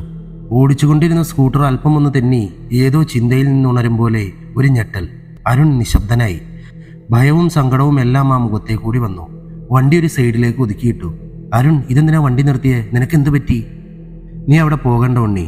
വിറയാർന്ന സ്വരത്തിൽ അരുൺ ഉണ്ണിയെ നോക്കി പറഞ്ഞു. അവിടെ പോയാൽ ഇപ്പോൾ എന്താ കുഴപ്പം? അല്ല, നീ എന്താ വല്ലാതെ? ഉമയെക്കുറിച്ച് പറഞ്ഞപ്പോൾ നിന്റെ മുഖഭാവവും മാറിയത് ഞാൻ ശ്രദ്ധിച്ചു. എന്താ നിന്റെ പ്രശ്നം? നീ പോകരുതുണ്ണി, നീ പോകരുത്, പ്ലീസ്. ഞാൻ പറയുന്നതൊന്ന് കേൾക്കൂ. ഇത്തവണ അല്പം ദേഷ്യത്തോടെ ഉണ്ണി പറഞ്ഞു. എന്താണ് കാരണം? കാരണമൊന്നുമില്ലാതെ നീ പോകരുതെന്ന് പറയാൻ? നീ കാരണം വ്യക്തമായി പറയൂ, എന്നാൽ എൻ്റെ പോക്ക് ക്യാൻസൽ ചെയ്യാം. കാരണം എന്നോട് ചോദിക്കരുത്. ഉണ്ണിക്ക് വല്ലാത്തൊരു ദേഷ്യം വന്നു. അരുണിൻ്റെ മുഖത്തേക്ക് നോക്കി കവിളിലേക്ക് ഒരു അടി വെച്ചു കൊടുത്തു. പെട്ടെന്ന് കിട്ടിയതായതുകൊണ്ട് അരുണിന് വല്ലാത്തൊരു ഷോക്കായിരുന്നു അത്. ഉണ്ണി, അവൻ കവിൾ തടവിക്കൊണ്ട് വിളിച്ചു. അരുൺ, സോറിടാ, റിയലി സോറി. നീയെങ്കിലും എന്നെ ഒന്ന് മനസ്സിലാക്കൂ. ഈ നാട് എനിക്കൊരിക്കലും സന്തോഷം നൽകിയിട്ടില്ല. എൻ്റെ അച്ഛനും അമ്മയും കൂടപ്പിറപ്പും ആക്സിഡൻ്റായി മരിച്ചത് ഈ നാട്ടിൽ വെച്ചാണ്. ചെറുപ്പത്തിലുള്ള ചെറിയച്ഛൻ്റെ ആട്ടും തുപ്പും നീയൊക്കെ കണ്ടതല്ലേ? ചെറുപ്രായത്തിൽ എന്തെന്നില്ലാതെ അലഞ്ഞവനല്ലേടാ ഞാൻ. എന്നെ സ്നേഹിക്കുന്നവർ ഓരോന്നായി പോയിട്ടേ ഉള്ളൂ. എൻ്റെ അച്ഛൻ, അമ്മ, പിന്നെ നന്ദൻ, അപ്പുവേട്ടൻ, ശ്യാമ ഒക്കെ എനിക്ക് പ്രിയപ്പെട്ടവരായിരുന്നില്ലടാ. അവരൊക്കെ പോയില്ലേ? ഈ നാട്ടിലേക്ക് തിരിച്ചു വന്നത് മുതൽ സ്വസ്ഥതയില്ലാതെ അലയുകയാണ് ഞാൻ. ഉറക്കമില്ലാത്ത രാത്രികളായിരുന്നു. ശ്യാമ, അവളെൻ്റെ ഉറക്കം കെടുത്തുന്നു. അവളിലൂടെ എനിക്ക് ഒരുപാട് കാര്യങ്ങൾ അറിയാനുണ്ട്. അതിനൊക്കെ വേണ്ടിയല്ലേ ഞാൻ നിന്നെ കൂട്ടുവിളിച്ചത്. ബഷീർ ഇതൊക്കെ എൻ്റെ ഭ്രാന്താണെന്ന് പറഞ്ഞ് ഒഴിഞ്ഞു മാറി. ഇനി നീ എന്നോട് മറച്ചു വയ്ക്കുന്ന ഓരോ കാര്യവും ഞാൻ ഏത് വഴി വേണമെങ്കിലും അറിയും. നീ മടങ്ങിപ്പോയിക്കോളൂ, എനിക്ക് ആരും വേണ്ട, ആരും. തീക്കനൽ പോലെ പൊള്ളുന്ന അവൻ്റെ മനസ്സ് അരുൺ നേരിൽ കണ്ടു. ഇല്ല ഉണ്ണി, നമുക്ക് പോകാം. ഇനി ഞാൻ ഒന്നും നിന്നോട് മറച്ചു വയ്ക്കുന്നില്ല, പറയണമെല്ലാം. ഉണ്ണി ഒരു നിമിഷത്തേക്ക് നിശബ്ദനായി. ഉമ പറയുന്നതിനേക്കാൾ നല്ലത് ഞാൻ പറയുന്നതല്ലേ? അരുൺ അവനെയും കൂട്ടി കടപ്പുറത്തേക്ക് കൂട്ടിക്കൊണ്ടുപോയി. എൻ്റെ ഈ തുറന്നു പറച്ചിലിന് കടലമ്മയും സാക്ഷിയാകട്ടെ. ഭീതിയേറിയ അരുണിൻ്റെ മുഖത്തേക്ക് ഉണ്ണിയുടെ കണ്ണുകൾ ഓടിക്കയറി. പതിയെ അവൻ പറഞ്ഞു തുടങ്ങി. അവൾ ശ്യാമ, അവളൊരു ആത്മാവാണെന്ന് പറഞ്ഞില്ലേ? ശരിയാ, അവൾ പ്രതികാരദാഹിയായ ആത്മാവ് തന്നെയാണ്. നിന്റെ കൂടെ അവളുടെ വീട്ടിലേക്ക് വന്ന ആ രാത്രി അവളെ നീ മോചിതയാക്കി. ആ ഇരുമ്പ് പെട്ടിയുടെ അടുത്തുള്ള ആണി, അത് നീ ഞാൻ കാണുമ്പോഴേക്കും പറിച്ചു കളഞ്ഞു. ആ പറമ്പിലായി ഒതുങ്ങി നിന്ന ആത്മാവിനിന്ന് പുറത്തു കടക്കാൻ ഭാഗ്യം കിട്ടി. അന്ന് എനിക്ക് രാത്രി ഉറങ്ങാൻ കഴിഞ്ഞിരുന്നില്ല. അവൾ എന്നെ വേട്ടയാടിക്കൊണ്ടിരിക്കുന്നു. അവളുടെ രഹസ്യങ്ങൾ അറിയുന്ന ഒരേ ഒരാൾ ഞാനാണ്. അരുൺ, ഇതെന്തൊക്കെയാ ഈ പറയുന്നത്? അതേ ഉണ്ണി, എല്ലാം പറയാം. നീ ഉമയെ കാണാൻ പോകരുത്. അവൾ നിന്റെ തറവാടിൻ്റെ അടിത്തറ ഇളക്കി കാണാൻ കൊതിക്കുന്ന പെണ്ണാണ്. അവളുടെ അടുത്ത് പോയാൽ അത് ശരിയാവില്ല ഉണ്ണി. അരുൺ പ്ലീസ്, എന്നെ ഭ്രാന്ത് പിടിപ്പിക്കില്ലേ, ഒന്ന് തെളിച്ചു പറ. നീ പോയ ആ രാത്രി നിന്നെ ഒരുപാട് തിരഞ്ഞെങ്കിലും നിന്നെ കണ്ടു കിട്ടാതായപ്പോൾ തിരച്ചിൽ അവസാനിപ്പിച്ചു. എല്ലാവരുടെയും മുഖത്ത് സങ്കടമുണ്ടായിരുന്നു. നന്ദൻ്റെ മുഖത്ത് സന്തോഷം കാണാമായിരുന്നു. അവൻ നീ പകുതി നിർത്തിയ ശ്യാമയുടെയും അപ്പുവേട്ടൻ്റെയും സ്നേഹം അവൻ നിനക്ക് പകരമായി അവരോട് കൂട്ടുകൂടി. കത്തുകൾ കൈമാറാൻ സഹായിച്ചു. അങ്ങനെ അവരുടെ വിശ്വാസം കയ്യിലെടുത്തു. ശ്യാമ അവനോടൊരു സഹോദരനെ പോലെ പെരുമാറി. തിരിച്ചവൻ അവളോട് സൗഹൃദമല്ലായിരുന്നു, കാമമായിരുന്നു, അടങ്ങാത്ത കാമം. അവൾക്ക് അവനെ ഒരു സഹോദരനെ പോലെ, കൊച്ചനുജനെ പോലെ സ്നേഹവും ബഹുമാനവുമായിരുന്നു. എപ്പോൾ വേണമെങ്കിലും വീട്ടിലേക്ക് കടന്നു ചെല്ലാനുള്ള സ്വാതന്ത്ര്യവും. അങ്ങനെ അവളറിയാതെ തൊട്ടും തലോടെയും മനസ്സിൽ സുഖം കണ്ടു. ഈ സമയങ്ങളിൽ അവൾ കൊടുക്കുന്ന കത്തുകളൊന്നും തന്നെ അപ്പൂട്ടന് കൊടുക്കാതെ നന്ദൻ മാറ്റിവെക്കാൻ തുടങ്ങി. അപ്പൂട്ടൻ കൊടുക്കുന്ന കത്തുകളും അവൻ ശ്യാമയെ ഏൽപ്പിക്കാതെയായി. ആ സമയങ്ങളിലാണ് അവൻ അവളോട് അപ്പൂട്ടനെ കുറിച്ച് വേണ്ടാത്തത് എന്തൊക്കെയോ പറഞ്ഞു കൊടുത്തത്. ശ്യാമയ്ക്ക് അവനെക്കുറിച്ച് ചില സംശയങ്ങൾ തോന്നിയെങ്കിലും അവൾ അത് കാണിച്ചില്ല. നന്ദൻ കോളേജിലെ രുദ്രനുമായ ഒരു ദിവസം വന്നു. രുദ്രനെ ശ്യാമയ്ക്ക് പരിചയപ്പെടുത്തി. രുദ്രൻ നല്ലവനല്ലെന്ന് ഒറ്റ നോട്ടത്തിൽ അവൾക്ക് മനസ്സിലായി. രുദ്രൻ അവളെ സ്നേഹമാണെന്ന പേരിൽ പോകുന്ന വഴിവെക്കിലൊക്കെയും കാത്തിരിക്കാൻ തുടങ്ങി. അവൾ അവനെ മൈൻഡ് പോലും ചെയ്തില്ല. വീട്ടിൽ നിന്നും പുറത്തിറങ്ങാൻ പറ്റാത്ത അവസ്ഥയായി. നന്ദനോട് ശ്യാമ കാര്യം പറഞ്ഞെങ്കിലും നന്ദൻ അറിയാത്ത മട്ട് കാണിച്ചു. ഈ സമയം നന്ദൻ അപ്പുവേട്ടനെ തെറ്റിദ്ധരിപ്പിക്കുകയും ചെയ്തു. രുദ്രനുമായ ശ്യാമ പ്രണയത്തിലാണെന്നും അവർ പരസ്പരം കത്തുകൾ കൈമാറിയെന്നും അപ്പുവേട്ടന് ഇതൊരു ഷോക്ക് തന്നെയായിരുന്നു. അവർ പരസ്പരം കാണാൻ ശ്രമിച്ചെങ്കിലും ഏത് രീതിയിലും നന്ദൻ തടസ്സം നിന്നു. അച്ഛൻ മരിച്ചതു മുതൽ പാതി വഴിയിൽ പഠിപ്പുപേക്ഷിച്ച് വീട്ടിലൊതുങ്ങി അവൾക്ക് താങ്ങും തണലുമായത് അമ്മയാണ്. അമ്മ ജോലിക്ക് പോകുന്ന ടൈം നോക്കി ഒരിക്കൽ നന്ദൻ അവിടേക്ക് പുറപ്പെട്ടു. ശ്യാമേ, ഇന്ന് ഞാൻ ഹോസ്റ്റലിലോട്ട് താമസം മാറുകയാണ്. രുദ്രന് നിന്നോട് മാപ്പ് പറയണമെന്ന്. അപ്പോട്ടും നിന്നെ കാണണമെന്ന് പറഞ്ഞു എന്നും പറഞ്ഞ് അവർ വീടിൻ്റെ അകത്തേക്ക് കയറി. കഥകടച്ചതും അവൻ അവളിലേക്ക് എന്ന പോലെ അടിമുടി തുറിച്ചു നോക്കി. നന്ദ, അവൾ വിളിച്ചു. എത്ര നാളത്തെ ആഗ്രഹമാണ് നീ? അവൾ അവനെ ആകുന്നത്രയും പിന്തിരിക്കാൻ നോക്കിയെങ്കിലും അവൻ അവളിലേക്ക് മയങ്ങിയിരുന്നു. അവളെ അവൻ പിച്ചു ചീന്തി. അടുത്തത് രുദ്രന് വേണ്ടി എന്നും പറഞ്ഞ് രുദ്രൻ അവൻ്റെ വികാരങ്ങളെയും അവളിലേക്ക് ചേർത്തു. പൊട്ടിക്കരയാൻ പോലും കഴിയാതെ ശ്യാമ ആ മുറിയുടെ മൂലയിൽ കിടന്ന് പുളഞ്ഞു. രക്ഷിക്കൂ, രക്ഷിക്കൂ എന്നും മന്ത്രിച്ചുകൊണ്ടേയിരുന്നു. അവളിലെ ചോര മുഴുവനും ഊറ്റിക്കുടിച്ച ചെന്നായ വീട് വിട്ടുപോയി. നന്ദൻ, അരുൺ, എനിക്ക് തല കറങ്ങുന്നു. നന്ദൻ അവളെ, രുദ്രൻ അവളെ, വിശ്വസിക്കാൻ വയ്യ. എൻ്റെ ദൈവമേ, എന്തൊക്കെയാണ് ഞാൻ ഈ കേൾക്കുന്നത്? അപ്പോൾ ആ കത്ത്, ഏത് കത്താ ഉണ്ണി? അവൾ രുദ്രൻ്റെ കാര്യങ്ങൾ എഴുതിയ ഒരു കത്ത്. അത് അപ്പുവേട്ടൻ്റെ കയ്യിലന്ന് എത്തിയിരുന്നെങ്കിൽ. അപ്പോൾ അപ്പുവേട്ടനൊന്നും അറിഞ്ഞില്ലേ അരുൺ? അപ്പുവേട്ടനെ വിളിച്ചു വരുത്തി. ശ്യാമയുടെ വീടിൻ്റെ അകത്ത് നിന്നും രുദ്രൻ ഇറങ്ങുന്നത് നന്ദൻ കാണിച്ചു കൊടുത്തു. ഏതൊരാണും താൻ നെഞ്ചോട് ചേർത്തിയ പെണ്ണ് മറ്റൊരുവനുമായി കാണാൻ പറ്റാത്ത സാഹചര്യത്തിൽ കണ്ടാൽ എന്താ സംഭവിക്കുക? അത് തന്നെ ഇവിടെയും സംഭവിച്ചു. വേദനയോടെയെങ്കിലും അവൻ അവളെ എന്നേക്കുമായി ഉപേക്ഷിച്ചു. ഒന്നും അറിയാതെ ശ്യാമ പകച്ചു നിന്നു. അവളൊരു മൂലയിലായി ഒതുങ്ങിക്കൂടി. പിന്നീടാണ് അറിയുന്നത് നന്ദൻ ചെയ്ത ആ തെറ്റ് വലിയൊരു തെറ്റായി മാറുകയാണെന്ന്. അവളുടെ വയറ്റിൽ അച്ഛനെ ഏതെന്നറിയാത്ത പുതുജീവൻ കുരുത്തു തുടങ്ങിയിരിക്കുന്നു. അവൾ ഗർഭിണിയായി. ആ സമയം അവളെ ഞാനൊരു അമ്പലത്തിൽ വെച്ച് കണ്ടു. ആകെ ക്ഷീണിച്ച് മുടിയൊക്കെ പാറിപ്പറത്തി ഒരു മാനസിക രോഗിയെപ്പോലെ. അരുൺ, അപ്പോൾ അപ്പുവേട്ടൻ അവളെ കാണാനോ കാര്യം അന്വേഷിക്കാനൊന്നും പോയില്ലേ? ഇല്ല, അപ്പുവേട്ടൻ്റെ മനസ്സിൽ അവൾ തെറ്റുകാരിയല്ലേ, പിന്നെങ്ങനെ പോകും? അവളോടുള്ള വാശിയുടെ പുറത്ത് അപ്പുവേട്ടൻ കല്യാണം കഴിച്ചു. ശ്യാമയെ വിട്ട് അപ്പുവേട്ടൻ വേറെ കെട്ടാനോ? ഏയ്, വിശ്വസിക്കാൻ പറ്റുന്നില്ലല്ലോ അരുൺ. അപ്പുവേട്ടൻ്റെ പെണ്ണ് ആരാണെന്ന് അറിയേണ്ടേ ഉണ്ണി? ഈ നാട്ടിലുള്ളവൾ തന്നെ, നന്ദൻ്റെ പെങ്ങൾ നന്ദു. അരുൺ, ആരാ? നന്ദുവോ? അതെ, നന്ദു തന്നെ. എന്നിട്ട് ചെറിയച്ഛനൊന്നും പറഞ്ഞില്ലല്ലോ. അങ്ങ് ദൂരെയാണ് നന്ദൂട്ടിയെ കെട്ടിച്ചതെന്നും ജാതകദോഷം ഫലം അവൻ മരിച്ചുപോയെന്നുമാണ് എന്നോട് പറഞ്ഞത്. എനിക്കുടനെ ചെറിയച്ഛനെ കാണണം. എന്നോട് ഈ കള്ളങ്ങളൊക്കെയും എന്തിനു പറഞ്ഞു? എനിക്കറിയണം. അപ്പുവേട്ടൻ്റെ മരണകാരണം അറിയണം. ഉണ്ണി, നീ ധൃതി കൂട്ടാതെ ഞാൻ പറയുന്നത് മുഴുവൻ കേൾക്കൂ, അരുൺ തുടർന്നു. ഉണ്ണി, നിനക്കറിയോ, ഞാനിതൊക്കെ എങ്ങനെ അറിഞ്ഞു, എങ്ങനെ സാക്ഷിയായി എന്നൊക്കെ എല്ലാം ഞാൻ നേരിൽ കണ്ടതാണ്. ശ്യാമയുടെ ആത്മാവ് നന്ദനെ ഒരു ആക്സിഡന്റ് കാരണമാക്കി കൊല്ലുന്നത്. അന്ന് ഞാൻ തിരുവനന്തപുരത്ത് നിന്ന് വന്നിവിടെ ഇറങ്ങിയ ദിവസം നേരം ഇരുട്ടിയിരുന്നു. അന്നെൻ്റെ അടുത്ത് വണ്ടിയുമില്ല. ക്ലബിലേക്ക് ലക്ഷ്യം വെച്ച് നടന്നു. ക്ലബിൻ്റെ ചാവി എൻ്റെ കയ്യിലുണ്ടായിരുന്നത് കൊണ്ട് നേരം വെളുത്ത ശേഷം വീട്ടിൽ ചെല്ലാമെന്ന് കരുതി അന്ന് ഞാൻ ക്ലബിൽ തങ്ങി. പുറത്തെന്തോ ശബ്ദം കേട്ടാണ് ഞാൻ ജനലിൽ കൂടി നോക്കിയത്. അപ്പോൾ നന്ദൻ്റെ വണ്ടിയെ ഒരു രൂപം വന്ന് തട്ടുകയായിരുന്നു. കറുത്ത് നീണ്ട മുടി മുഖത്തെ മറച്ചിരിക്കുന്നു. ആ രൂപം വണ്ടിയെ തട്ടുകയായിരുന്നു. അതിനകത്തുള്ള നന്ദനെ വാരിയെടുത്ത് രക്തം ഊറ്റി കുടിക്കുന്നത് ഞാൻ കണ്ടു. നീണ്ട നാവ് കൊണ്ട് തുടച്ച് നക്കി നക്കി ചോര വലിച്ചു കുടിക്കുന്നു. എൻ്റെ ഭയം എൻ്റെ നാവുകളെ മരവിപ്പിച്ചു. കണ്ണുകളെ വിശ്വസിക്കാൻ കഴിയാത്ത കാഴ്ച. പിന്നീട് ആ രൂപം എൻ്റെ ജനാലയിലേക്ക് നോക്കി. കാറ്റ് വീശിയപ്പോൾ മുഖത്തു നിന്നും മുടി പാറിക്കളിച്ചു. അതൊരു പുകയായി മാഞ്ഞുപോയി. അവൾ ശ്യാമ. ഞാൻ കണ്ടതാ ഉണ്ണി, നന്ദനെ അവൾ കൊല്ലുന്നത്. ചോരയൊലിക്കുന്ന കണ്ണുകളാൽ അവൾ എന്നെ നോക്കി പുഞ്ചിരിച്ചു. പിന്നീട് ഞാൻ അറിയുന്നത് രാവിലെ ആക്സിഡന്റ് പറ്റിയ സ്ഥലത്തെ ബഹളം കേട്ടാണ്. ശേഷം നന്ദനെ കൊന്ന കാരണം എനിക്ക് ബോധ്യമായി. അവളുടെ ജീവിതം കളഞ്ഞവനോടുള്ള പ്രതികാരം. തൻ്റെ തറവാട്ടിലേക്ക് അവളുടെ ശല്യമുണ്ടായെന്ന് പറഞ്ഞ ചെറിയച്ഛൻ അന്ന് ദത്തൻ നമ്പൂതിരിയാണ് ചരടി ജപിച്ചു കൊടുത്തത്. ചെറിയച്ഛൻ അത് തറവാട്ടിലെ ഓരോ മൂലയിലായി കുഴിച്ചിട്ടു. ശേഷം ശ്യാമയുടെ ശക്തിയെ ദത്തൻ നമ്പൂതിരി പറഞ്ഞ പ്രകാരം ഇരുമ്പുപെട്ടിയിൽ ആവാഹിച്ചു. അവൾക്കൊരിക്കലും തറവാട്ടിൽ കയറാൻ പറ്റില്ല. അവളുടെ വീടുണ്ടായ പരിസരത്തല്ലാതെ അവൾക്കൊരിക്കലും ആ പറമ്പ് വിട്ട് പുറത്തു കിടക്കാൻ കഴിയില്ലായിരുന്നു. അതാണ് നീ എടുത്തു മാറ്റിയത്. അവളെ ആവാഹിച്ച തകിട്. ഇനി അവൾ സ്വതന്ത്രയാണ്.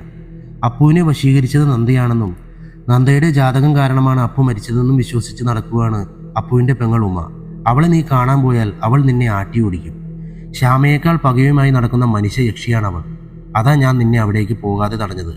കർക്കിടകരാവുകളെ നീ പേടിക്കണം ഉണ്ണി. അവൾ ശ്യാമ അടങ്ങാത്ത പകയുമായി നടക്കുന്ന ആത്മാവാണ്. അരുൺ, കേട്ടതൊക്കെയും സത്യമാണല്ലോ അല്ലേ? വിശ്വാസം വരുന്നില്ലടോ. ഇതൊക്കെ പച്ചയായ സത്യം. മനസ്സ് തുറന്നൊക്കെ പറഞ്ഞപ്പോൾ മനസ്സിലെ ഭാരം കുറഞ്ഞ പോലെ. അപ്പോൾ ശ്യാമ ആത്മഹത്യ ചെയ്തതാണോ അതോ കൊന്നതോ? അവൾക്ക് എന്തു പറ്റിയെന്ന് എനിക്കറിയില്ല കേട്ടോ ഉണ്ണി. എന്നോടിതൊക്കെ ഇത്ര നാളായി മറച്ചു വെച്ചത് എന്തിനാരുൺ? ഞാൻ കണ്ടതൊക്കെ നിന്നോട് പറയരുതെന്നും നന്ദുവിനെ കിട്ടിയത് അപ്പൂട്ടനാണെന്ന് പറയരുതെന്നും പറഞ്ഞ് എൻ്റെ കാല് പിടിച്ചു കരഞ്ഞു നിന്റെ ചെറിയച്ഛൻ. ചെറിയച്ഛൻ എല്ലാ മനസ്സിലെ അകത്തളങ്ങളിൽ കൊണ്ടുപോയി ചിന്തകളെ പൂട്ടിയിട്ട് ഉണ്ണി വീട്ടിലേക്ക് നടന്നു. സന്ധ്യ കഴിഞ്ഞു. രാത്രിയിലെ അത്താഴം കഴിഞ്ഞ് ഉമ്മറത്തേക്ക് ഇരിക്കുന്ന സമയം. ഉണ്ണി, നിന്റെ മുഖം എന്താ വല്ലാതെ?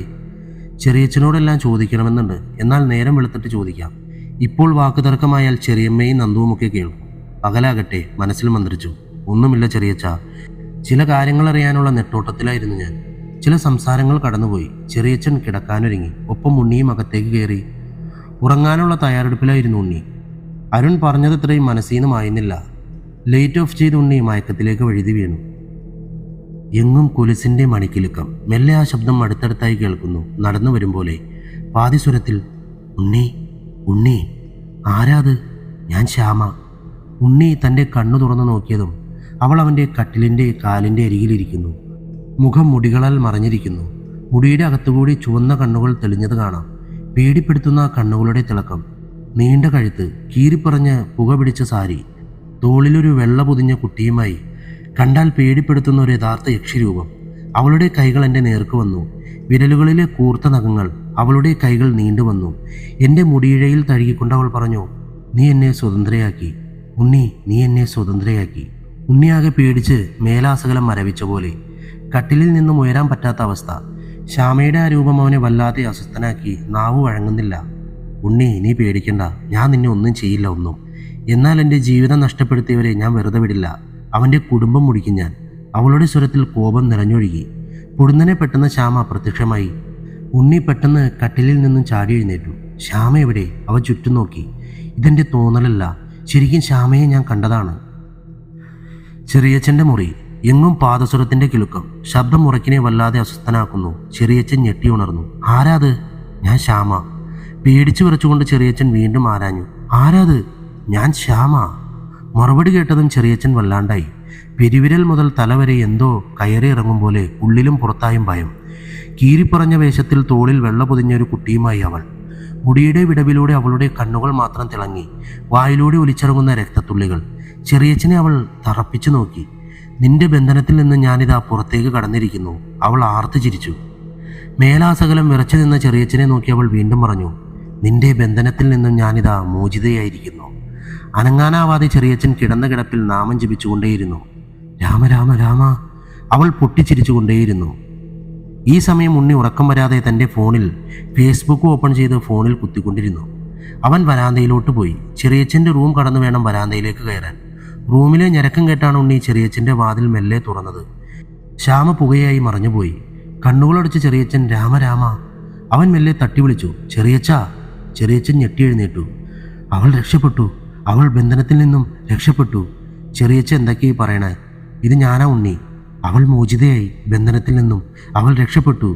ഒരു തരി വെപ്രാളത്തോടു കൂടി ചെറിയച്ഛൻ പറഞ്ഞുകൊണ്ടേയിരുന്നു. ശ്യാമ, അവൾ ചെറിയച്ഛനെ കാണാൻ വന്നിരിക്കുന്നു. എങ്ങും ചെമ്പകം പൂത്തുലഞ്ഞ മണം, താഴെ ഒരു പൂവും, ചെമ്പകപ്പൂ. ചെറിയച്ഛ, ആരുടെ കാര്യം ഇങ്ങനെ ഈ പുലമ്പുന്നേ? ആരാ ബന്ധനത്തിൽ നിന്നും പുറത്തു കടന്നത്? ചെറിയച്ഛൻ ആ കണ്ണുകളിലെ ഭയം ഒളിപ്പിച്ചു. മെല്ലെ പറഞ്ഞു, ഏയ്, ഞാനൊരു സ്വപ്നം കണ്ടു ഉണ്ണി, ഒരു പേടി സ്വപ്നം. അരികിലുള്ള കിണ്ടിയിൽ നിന്നും ചെറിയച്ഛന് വെള്ളമെടുത്ത് വായിൽ വെച്ചു കൊടുത്തു. ആരെ ഇപ്പോൾ സ്വപ്നത്തിൽ വന്നത് ചെറിയച്ഛനെ പേടിപ്പെടുത്താൻ? അത് പിന്നെ അത്. ചെറിയച്ഛൻ്റെ തട്ടിമുട്ടിയുള്ള ആ മറുപടി കേട്ട് ഉണ്ണി പെട്ടെന്നങ്ങ് പറഞ്ഞു, ശ്യാമയാണോ ചെറിയച്ഛ ഈ ഭയത്തിന് കാരണം? ചെറിയച്ഛൻ അല്പനേരം സ്തംഭിച്ചു നിന്നു. ഉണ്ണി, ഞാൻ അല്പം കിടക്കട്ടെ, സംസാരം നാളെ ആകാം, ഇപ്പോൾ നീ പൊയ്ക്കോളൂ. ഉണ്ണി ആ ചെമ്പകപ്പൂ കയ്യിലെടുത്തു.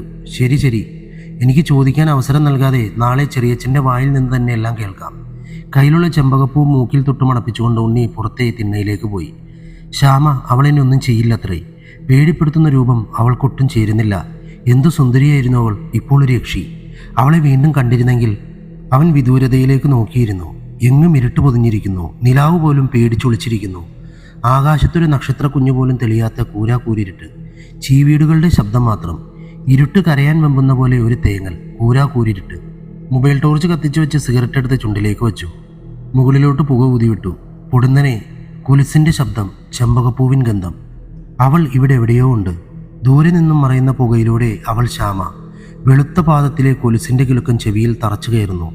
ചുവന്ന പട്ടുപാവാടയും സ്വർണ്ണ കളറുള്ള ബ്ലൗസും കട്ടിയാർന്ന മുടിയും അതിലെ ചെമ്പകപ്പൂവും. അതിസുന്ദരിയായി അവൾ. ഇന്നവളുടെ കയ്യിൽ കുട്ടിയില്ല. എൻ്റെ അടുത്തേക്ക് വന്നു. ഉണ്ണി, നീ ഇപ്പോൾ എന്നെ കാണാൻ ആഗ്രഹിച്ചു അല്ലേ? ഇപ്പോഴും എന്നെ പേടിയാണോ ഉണ്ണിക്ക്? ഇത്തവണ ഉണ്ണിക്കൊരു ഭയവും തോന്നിയില്ല. ഇല്ല. സത്യത്തിൽ ശ്യാമ ഒരു ആത്മാവാണോ? അതെ ഉണ്ണി, ഞാൻ മോക്ഷം കിട്ടാത്ത ആത്മാവാണ്. പക്ഷെ എനിക്ക് ഈ ലോകം മുഴുവനും ചുറ്റിക്കാണാനുള്ള കഴിവുണ്ട്. എന്നെക്കുറിച്ചറിയാൻ നീ ഒരുപാട് ശ്രമിച്ചു. എന്നാൽ ഇനിയും ഒരുപാടുണ്ട്. നീ എല്ലാ സത്യവും അറിഞ്ഞു കഴിഞ്ഞ് നിന്റെ അടുത്ത് വരാനാണ് ഞാൻ ആഗ്രഹിച്ചത്. എന്നാൽ നീ എന്നെ മനസ്സിൽ വിളിച്ചുകൊണ്ടേയിരുന്നു.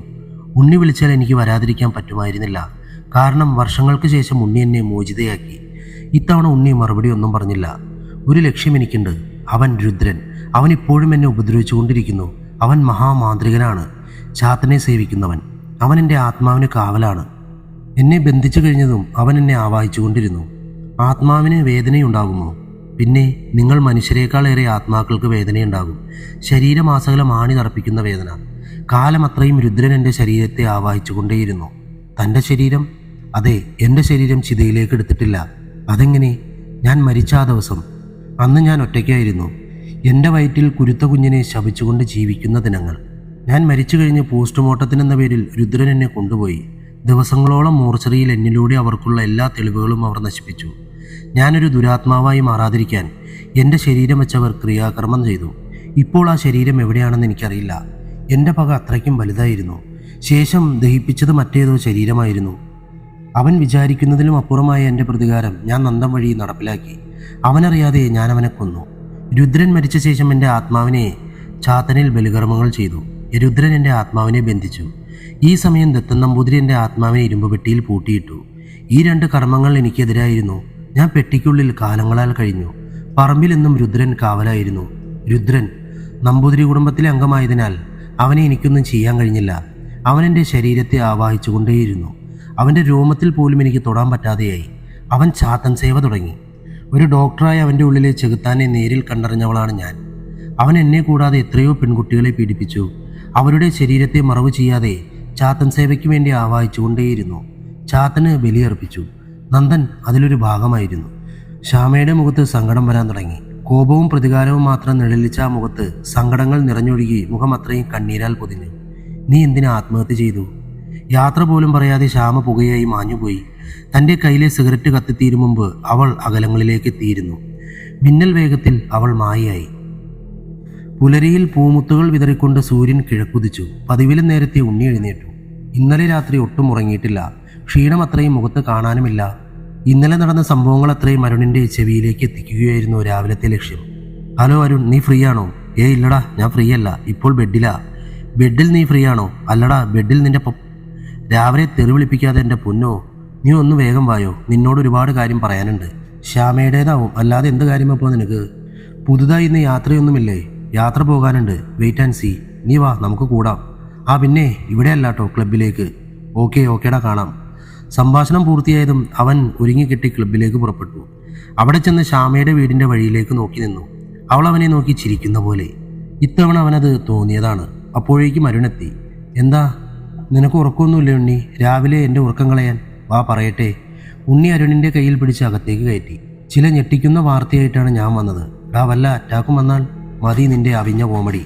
റിയലിടാ, ഇന്നലെയും ഞാൻ അവളെ കണ്ടു. നിനക്ക് ഒരു കാര്യം അറിയാമോ അരുൺ? ശ്യാമയ്ക്ക് സംഭവിച്ചതൊക്കെ നമ്മൾ മനസ്സിൽ പോലും ചിന്തിക്കാത്ത കാര്യമാണ്. അതിന് ഞാനൊന്നും ചിന്തിച്ചില്ല. നീയല്ലേ അവളുടെ പിറകെ പോയത്? നീ മിണ്ടാതെ, ഞാൻ പറയുന്നതൊക്കെയും കേൾക്കാനുള്ള ക്ഷമ കാണിക്കുക. ഇവിടെ അവളുടെ ബോഡി ദഹിപ്പിക്കുമ്പോൾ നീ ഇവിടെ നാട്ടിലായിരുന്നില്ലേ? അതെ, ആയിരുന്നു. എന്നാൽ അവളെയല്ല അന്ന് ദഹിപ്പിച്ചത്, മറ്റാരുടെ ശരീരമാണ്. നീ എന്തായി പറഞ്ഞു വരുന്നത്? അത് തന്നെ. ഉണ്ണി എല്ലാ കാര്യവും അരുണിനോട് പറഞ്ഞു. അപ്പോൾ രുദ്രൻ മോശക്കാരനാണല്ലേ? അവനെ ഇതിനൊക്കെ സഹായിക്കാൻ ഒരാളുണ്ടാവില്ലടാ ഉണ്ണി ഈ നാട്ടിൽ. അല്ലാതെ ഇവിടെ വന്നിങ്ങനെ കിടക്കാനുള്ള ധൈര്യമൊക്കെ രുദ്രനുണ്ടോ? ശരിയാ, അവൾ എങ്ങനെ മരിച്ചതെന്ന് ചോദിച്ചാൽ അവൾക്ക് ഉത്തരമുണ്ടായിരുന്നില്ല. അവൾ മരിച്ചു കഴിഞ്ഞതിന് ശേഷമുണ്ടായ കാര്യമത്രയും നിന്നോട് ബോധിപ്പിച്ചു. എന്നാൽ മരണം സംഭവിച്ചത് മാത്രം മറച്ചു പിടിക്കാൻ ശ്രമിക്കുന്നു. ഇതിലെന്തോ ദുരൂഹതയില്ലേ ഉണ്ണി? നീ പറഞ്ഞത് വളരെ ശരിയാ, ഞാനത് ചിന്തിച്ചില്ല. മരണകാരണം വ്യക്തമാക്കാത്ത സ്ഥിതിക്ക് അവൾ വന്നാൽ നീ ഇനിയും ഇതേ ചോദ്യം ചോദിക്കണം. നീ എങ്ങനെയാ മരിച്ചതെന്ന്. നമുക്കൊന്ന് അവളുടെ വീട്ടിലേക്ക് പോയാലോ? വാ, പോയി കളയാം. ഉണ്ണി, സത്യത്തിൽ നിന്റെ ഈ യാത്ര എങ്ങോട്ടേക്കാ? സത്യത്തെ തേടിയുള്ള യാത്രയാണ് എൻ്റേത്. ഇതിൽ ചില സങ്കടങ്ങളും ചില സന്തോഷങ്ങളും മാറി മാറി വരും. എന്തിരുന്നാലും ഞാൻ ഈ അന്വേഷണത്തിൽ നിന്നും പിന്തിരിയാൻ പോകുന്നില്ല. നീ വാ. കാലിൽ മുള്ളുകൊണ്ട് ചോര പൊടിയാൻ തുടങ്ങിയാൽ രുദ്രം വരും. അതുകൊണ്ട് ബി കെയർഫുൾ. എന്ത് ഒരു ഫുള്ളോ? ഇവിടെ മണ്ട, ശ്രദ്ധിച്ച് നടക്കാൻ. ഓക്കെ. രുദ്രനെ എവിടെയും കാണാനില്ലല്ലോ. രുദ്ര, നീ എവിടെയാണ്? ദിശയറിയാതെ വീശുന്ന കാറ്റിൽ നരച്ച താടിയും മുടിയുമുള്ള ഒരു കുള്ളനായ രുദ്രൻ. നീ പിന്നെയും വന്നോ? ഉണ്ണി, പോകാം. രുദ്രനോട് ശത്രുത വേണ്ട, നീ വാ. ഉണ്ണി തൻ്റെ കയ്യിൽ നിന്നും അരുണിൻ്റെ കൈയെടുത്തു മാറ്റി. വിരലുകൾ രുദ്രന് നേർക്ക് ചൂണ്ടി അരുൺ പറഞ്ഞു, നിന്റെ ചാത്തൻ സേവ ഞാൻ അവസാനിപ്പിക്കും, തീർച്ച. അരുൺ, നിന്റെ വഴി ഇതല്ല. നീ വന്ന വഴിയെ തിരിച്ചു പോയിക്കോളൂ. നിന്റെ ഈ പോക്ക് നാശത്തിലേക്കുള്ള വഴിയാണ്. ഉറക്കെ അയാൾ പൊട്ടിച്ചിരിച്ചു. അരുൺ തൻ്റെ കൈകൾ വീണ്ടും ഉണ്ണിയോട് ചേർത്ത് മുറുകെ പിടിച്ചു. ഉണ്ണി, പോകാം. നീ പേടിക്കാതെ അരുൺ. രുദ്രൻ, ഇവനെ ഞാൻ. ഉണ്ണി തൻ്റെ കയ്യിൽ കിട്ടിയ കമ്പുകൊണ്ട് രുദ്രൻ്റെ നേരെ ആഞ്ഞു. രുദ്രൻ രൗദ്രഭാവത്തോടെ ഉണ്ണിയുടെ നേർക്ക് നോക്കിയതും ഉണ്ണി കാറ്റിലെന്ന പോലെ തെറിച്ചു വീണു. ഉണ്ണി, അരുൺ പിന്നാലെ ഓടി. കൈ നിലത്ത് കുത്തി അവൻ മെല്ലെ എഴുന്നേൽക്കാൻ ശ്രമിച്ചു. അരുൺ അവനൊരു കൈത്താങ്ങായി നിന്നു. ഇല്ലടാ, എനിക്കൊന്നും സംഭവിച്ചില്ല. അവനെവിടെ? രുദ്രൻ, ശരിയാ, അവനെ കാണാനില്ല. അവനെവിടെയോ മറഞ്ഞിരിക്കുന്നു. കാണും.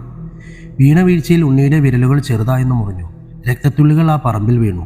ഉണ്ണി വാ, ഇപ്പോൾ നമുക്ക് പോകാം. ഇനി ഇവിടെ നിൽക്കാൻ പറ്റില്ല, വരൂ ഉണ്ണി. അരുൺ ഉണ്ണിയുടെ കയ്യിൽ പിടിച്ചു വലിച്ചു കൊണ്ടുപോയി. ഇതിനാണോ എന്നെ വരാൻ പറഞ്ഞത്? ഉണ്ണി മറുപടി ഒന്നും പറഞ്ഞില്ല. ഉണ്ണി, ആ വീഴ്ചയിൽ നിനക്കെന്തെങ്കിലും സംഭവിച്ചിരുന്നെങ്കിൽ? എനിക്കെന്ത് സംഭവിക്കാൻ? രുദ്രനെ ഞാൻ വെറുതെ വിടില്ല. അവൻ കാരണം ഇനിയൊരു പെണ്ണും വഞ്ചിക്കപ്പെടരുത്. നീ ഇനിയും പറഞ്ഞില്ലല്ലോ എവിടേക്ക് പോകാൻ വേണ്ടി എന്നെ വിളിച്ചത്. നമുക്ക് ഈവനിങ് പോകാം. നീ വീട്ടിലേക്ക് തിരിച്ചു പോയിക്കോളൂ. 2 വഴികളിലായി 2 പേരും പിരിഞ്ഞു. പുറത്തെ വരാന്തയിൽ ചെറിയമ്മ ഇരിപ്പുണ്ട്. അല്ല ഉണ്ണിയെ, ഇതെന്ത് പോക്കാണ്? കാലത്തെ നീറ്റോ? എല്ലാവരും ഉണരും മുമ്പേ ഒന്നും പറയാതെ എവിടെയാ പോയേ? കാണാഞ്ഞപ്പോൾ ഞാൻ വിചാരിച്ചു നാടും വീടും ഈ വയസ്സന്മാരെയും വിട്ട് നീ വീണ്ടും പോയെന്ന്. മുഖത്ത് ചെറു പുഞ്ചിരിയോടെ ചെറിയമ്മ കണ്ണിറുക്കി കാണിച്ചു. ഉണ്ണി അകത്തേക്ക് കയറി.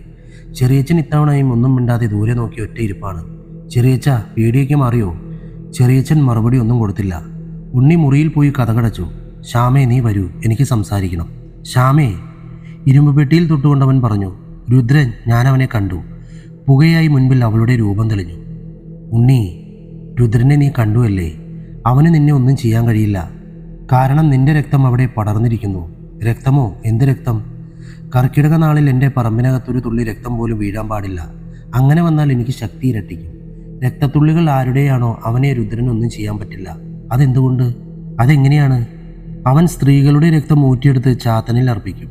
പിന്നീട് അവരുടെ വിരലുകൾ പറിച്ചെടുത്ത് ഓരോ മൂലയിലും കുഴിച്ചിടും. ശേഷം അവരുടെ ശരീരത്തെ ഐസിട്ടൊരു പെട്ടിയിലാക്കി സൂക്ഷിക്കും. അപ്പോൾ അവൻ്റെ ശക്തി ഉയർന്നുകൊണ്ടേയിരിക്കും. അതാണ് രുദ്രൻ. ഇതുപോലെ എത്ര പേർ? എന്നാൽ വിരലുകൾ കുഴിച്ചിട്ട പറമ്പിൽ കർക്കിടകമാസം പുരുഷന്മാരുടെ രക്തം വീണാൽ ആ രക്തത്തിൻ്റെ ഉടമയെ അവനൊന്നും ചെയ്യാൻ പറ്റില്ല. അപ്പോൾ നിന്റെ ശരീരം അങ്ങനെയാണോ? മോനെ ഉണ്ണി, കതകു തുറന്നേ. പുറത്തു നിന്നും ചെറിയമ്മയുടെ ശബ്ദം. ഉണ്ണി, നിനക്കൊന്ന് കഴിക്കാൻ വേണ്ടേ? എത്ര നേരമായി കതകടച്ചിരിപ്പ്? ദാ വരുന്നു. ഉണ്ണി തിരിഞ്ഞു നോക്കിയതും ശ്യാമ മറഞ്ഞിരുന്നു. ചെറിയച്ഛനെവിടെ? പേടി സ്വപ്നം കണ്ടെന്നും പറഞ്ഞ് ദത്തൻ നമ്പൂതിരിയെ കാണാൻ പോയിരിക്കുക. ഉണ്ണിയുടെ ചായ കുടിയൊക്കെ കഴിഞ്ഞതും ചെറിയച്ഛൻ തിരികെ വന്നു. ഇത്ര പെട്ടെന്ന് വന്നോലോ, തിരുമേനിയെ കണ്ടില്ലേ?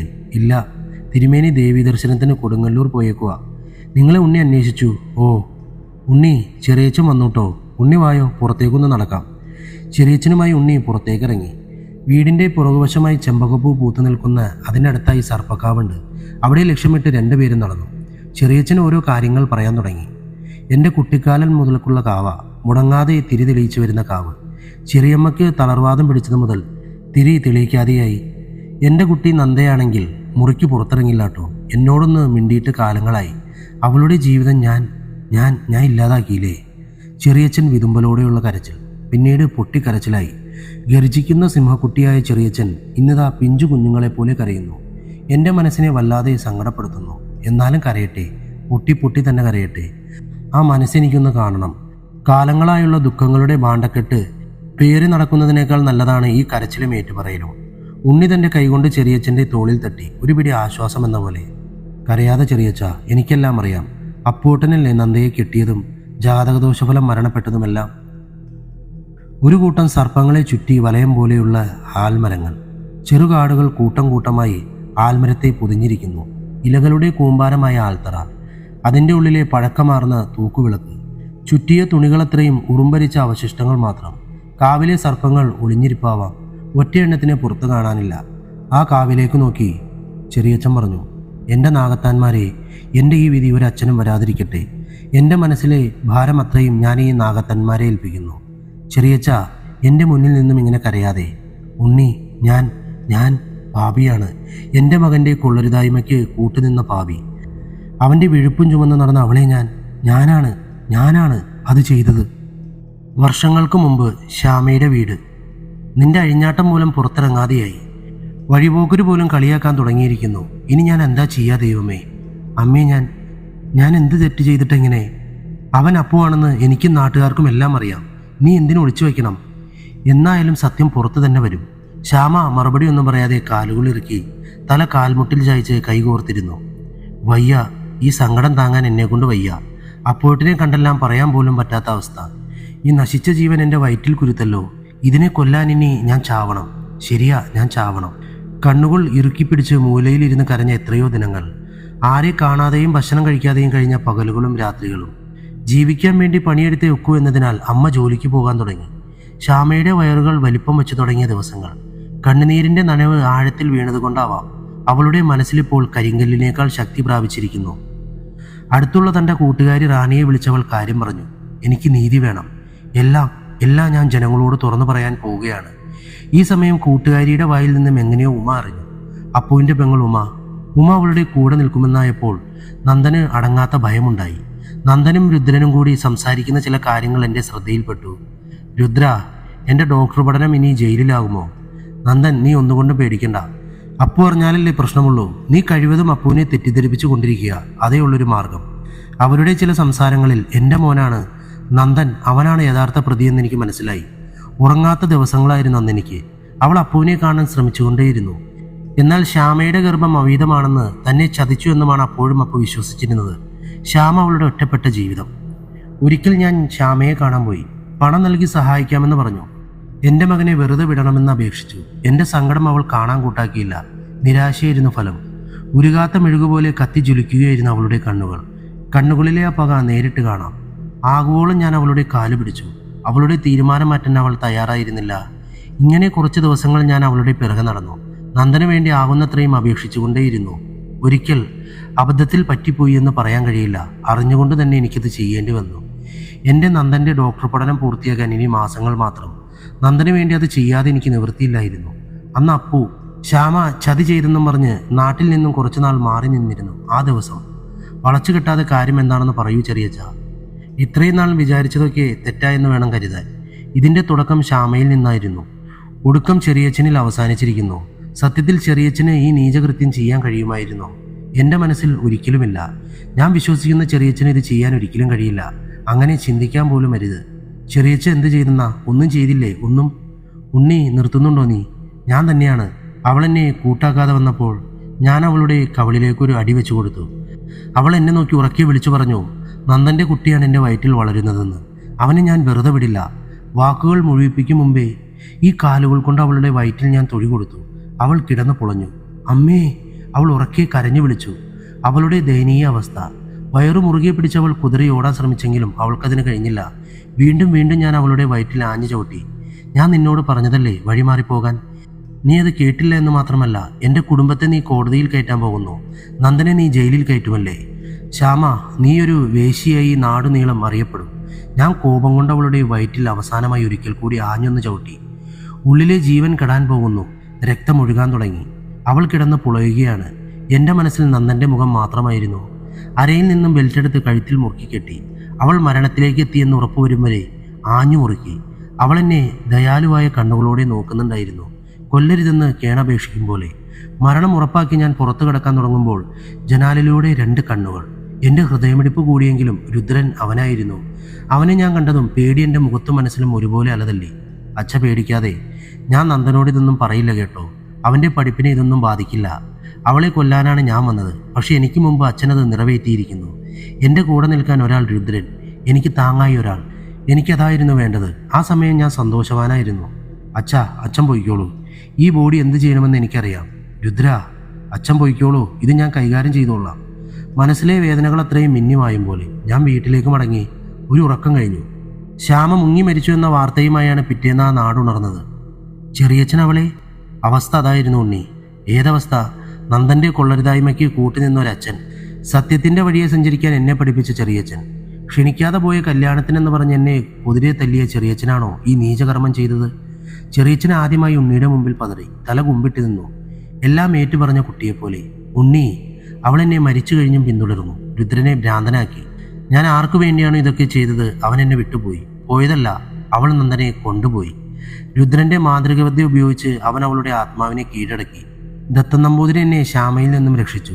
അദ്ദേഹം അവളെ ബന്ധിച്ചു. ഇന്നിതാ അവൾ ബന്ധനത്തിൽ നിന്നും മോചിതയായിരിക്കുന്നു. ഇനി എനിക്ക് അധികം ആയുസില്ല ഉണ്ണി. അവൾ എന്നെ കൊല്ലും തീർച്ച. ചെറിയച്ഛ, നിങ്ങൾക്ക് ഇത്രയും ക്രൂരനാകാൻ എങ്ങനെ? എനിക്ക് വിശ്വസിക്കാൻ പറ്റുന്നില്ല. ചെയ്ത പാപത്തിന്റെ ഫലം അനുഭവിച്ചേ മതിയാകൂ. എന്നാലും ചെറിയച്ഛനെ കാക്കുന്നത് എൻ്റെ ജോലിയാണ്. ഒരു ശക്തിക്ക് ഞാൻ വിട്ടുകൊടുക്കില്ല. ചെറിയച്ഛൻ പേടിക്കാതെ. ഉടനെ വന്ന കാറ്റ്, കാവിലെ മരങ്ങൾ ആടി വിലയുന്ന ശബ്ദം, എങ്ങും ചെമ്പകപ്പൂവിൻ്റെ സുഗന്ധം. ചില്ലയിൽ നിന്നും ഒരു ചെമ്പകപ്പൂവ് ഉണ്ണിയുടെ തോളിലേക്ക് വീണു. ഉണ്ണി അത് കൈകൊണ്ടെടുത്തു. ചെറിയച്ഛൻ്റെ കയ്യിൽ മുറുകെ പിടിച്ചു. വാ, അകത്തോട്ട് പോകാം ചെറിയച്ഛ. ഉണ്ണി ചെറിയച്ഛനെ വിളിച്ച് അകത്തേക്ക് കൊണ്ടുപോയി. അരുൺ, നീ പെട്ടെന്ന് വാ, നമുക്ക് പോകാൻ സമയമായി. ഓക്കെ, ദാ എത്തി. അരുൺ തൻ്റെ ബുള്ളറ്റുമായി എത്തിയതും ഉണ്ണി അതിൻ്റെ പിറകിലായി കയറിയിരുന്നു. വണ്ടി വിട്ടോ? എടാ, എവിടേക്കാ? നീ പറഞ്ഞില്ലല്ലോ. രുദ്രൻ്റെ വീട്ടിലേക്ക്. അവിടെ ചെന്നവനെ കാണണം. അയ്യോ എൻ്റെ പടച്ചോനെ! രുദ്രൻ്റെ വായിലോട്ട് കയറി ചെല്ലാനോ?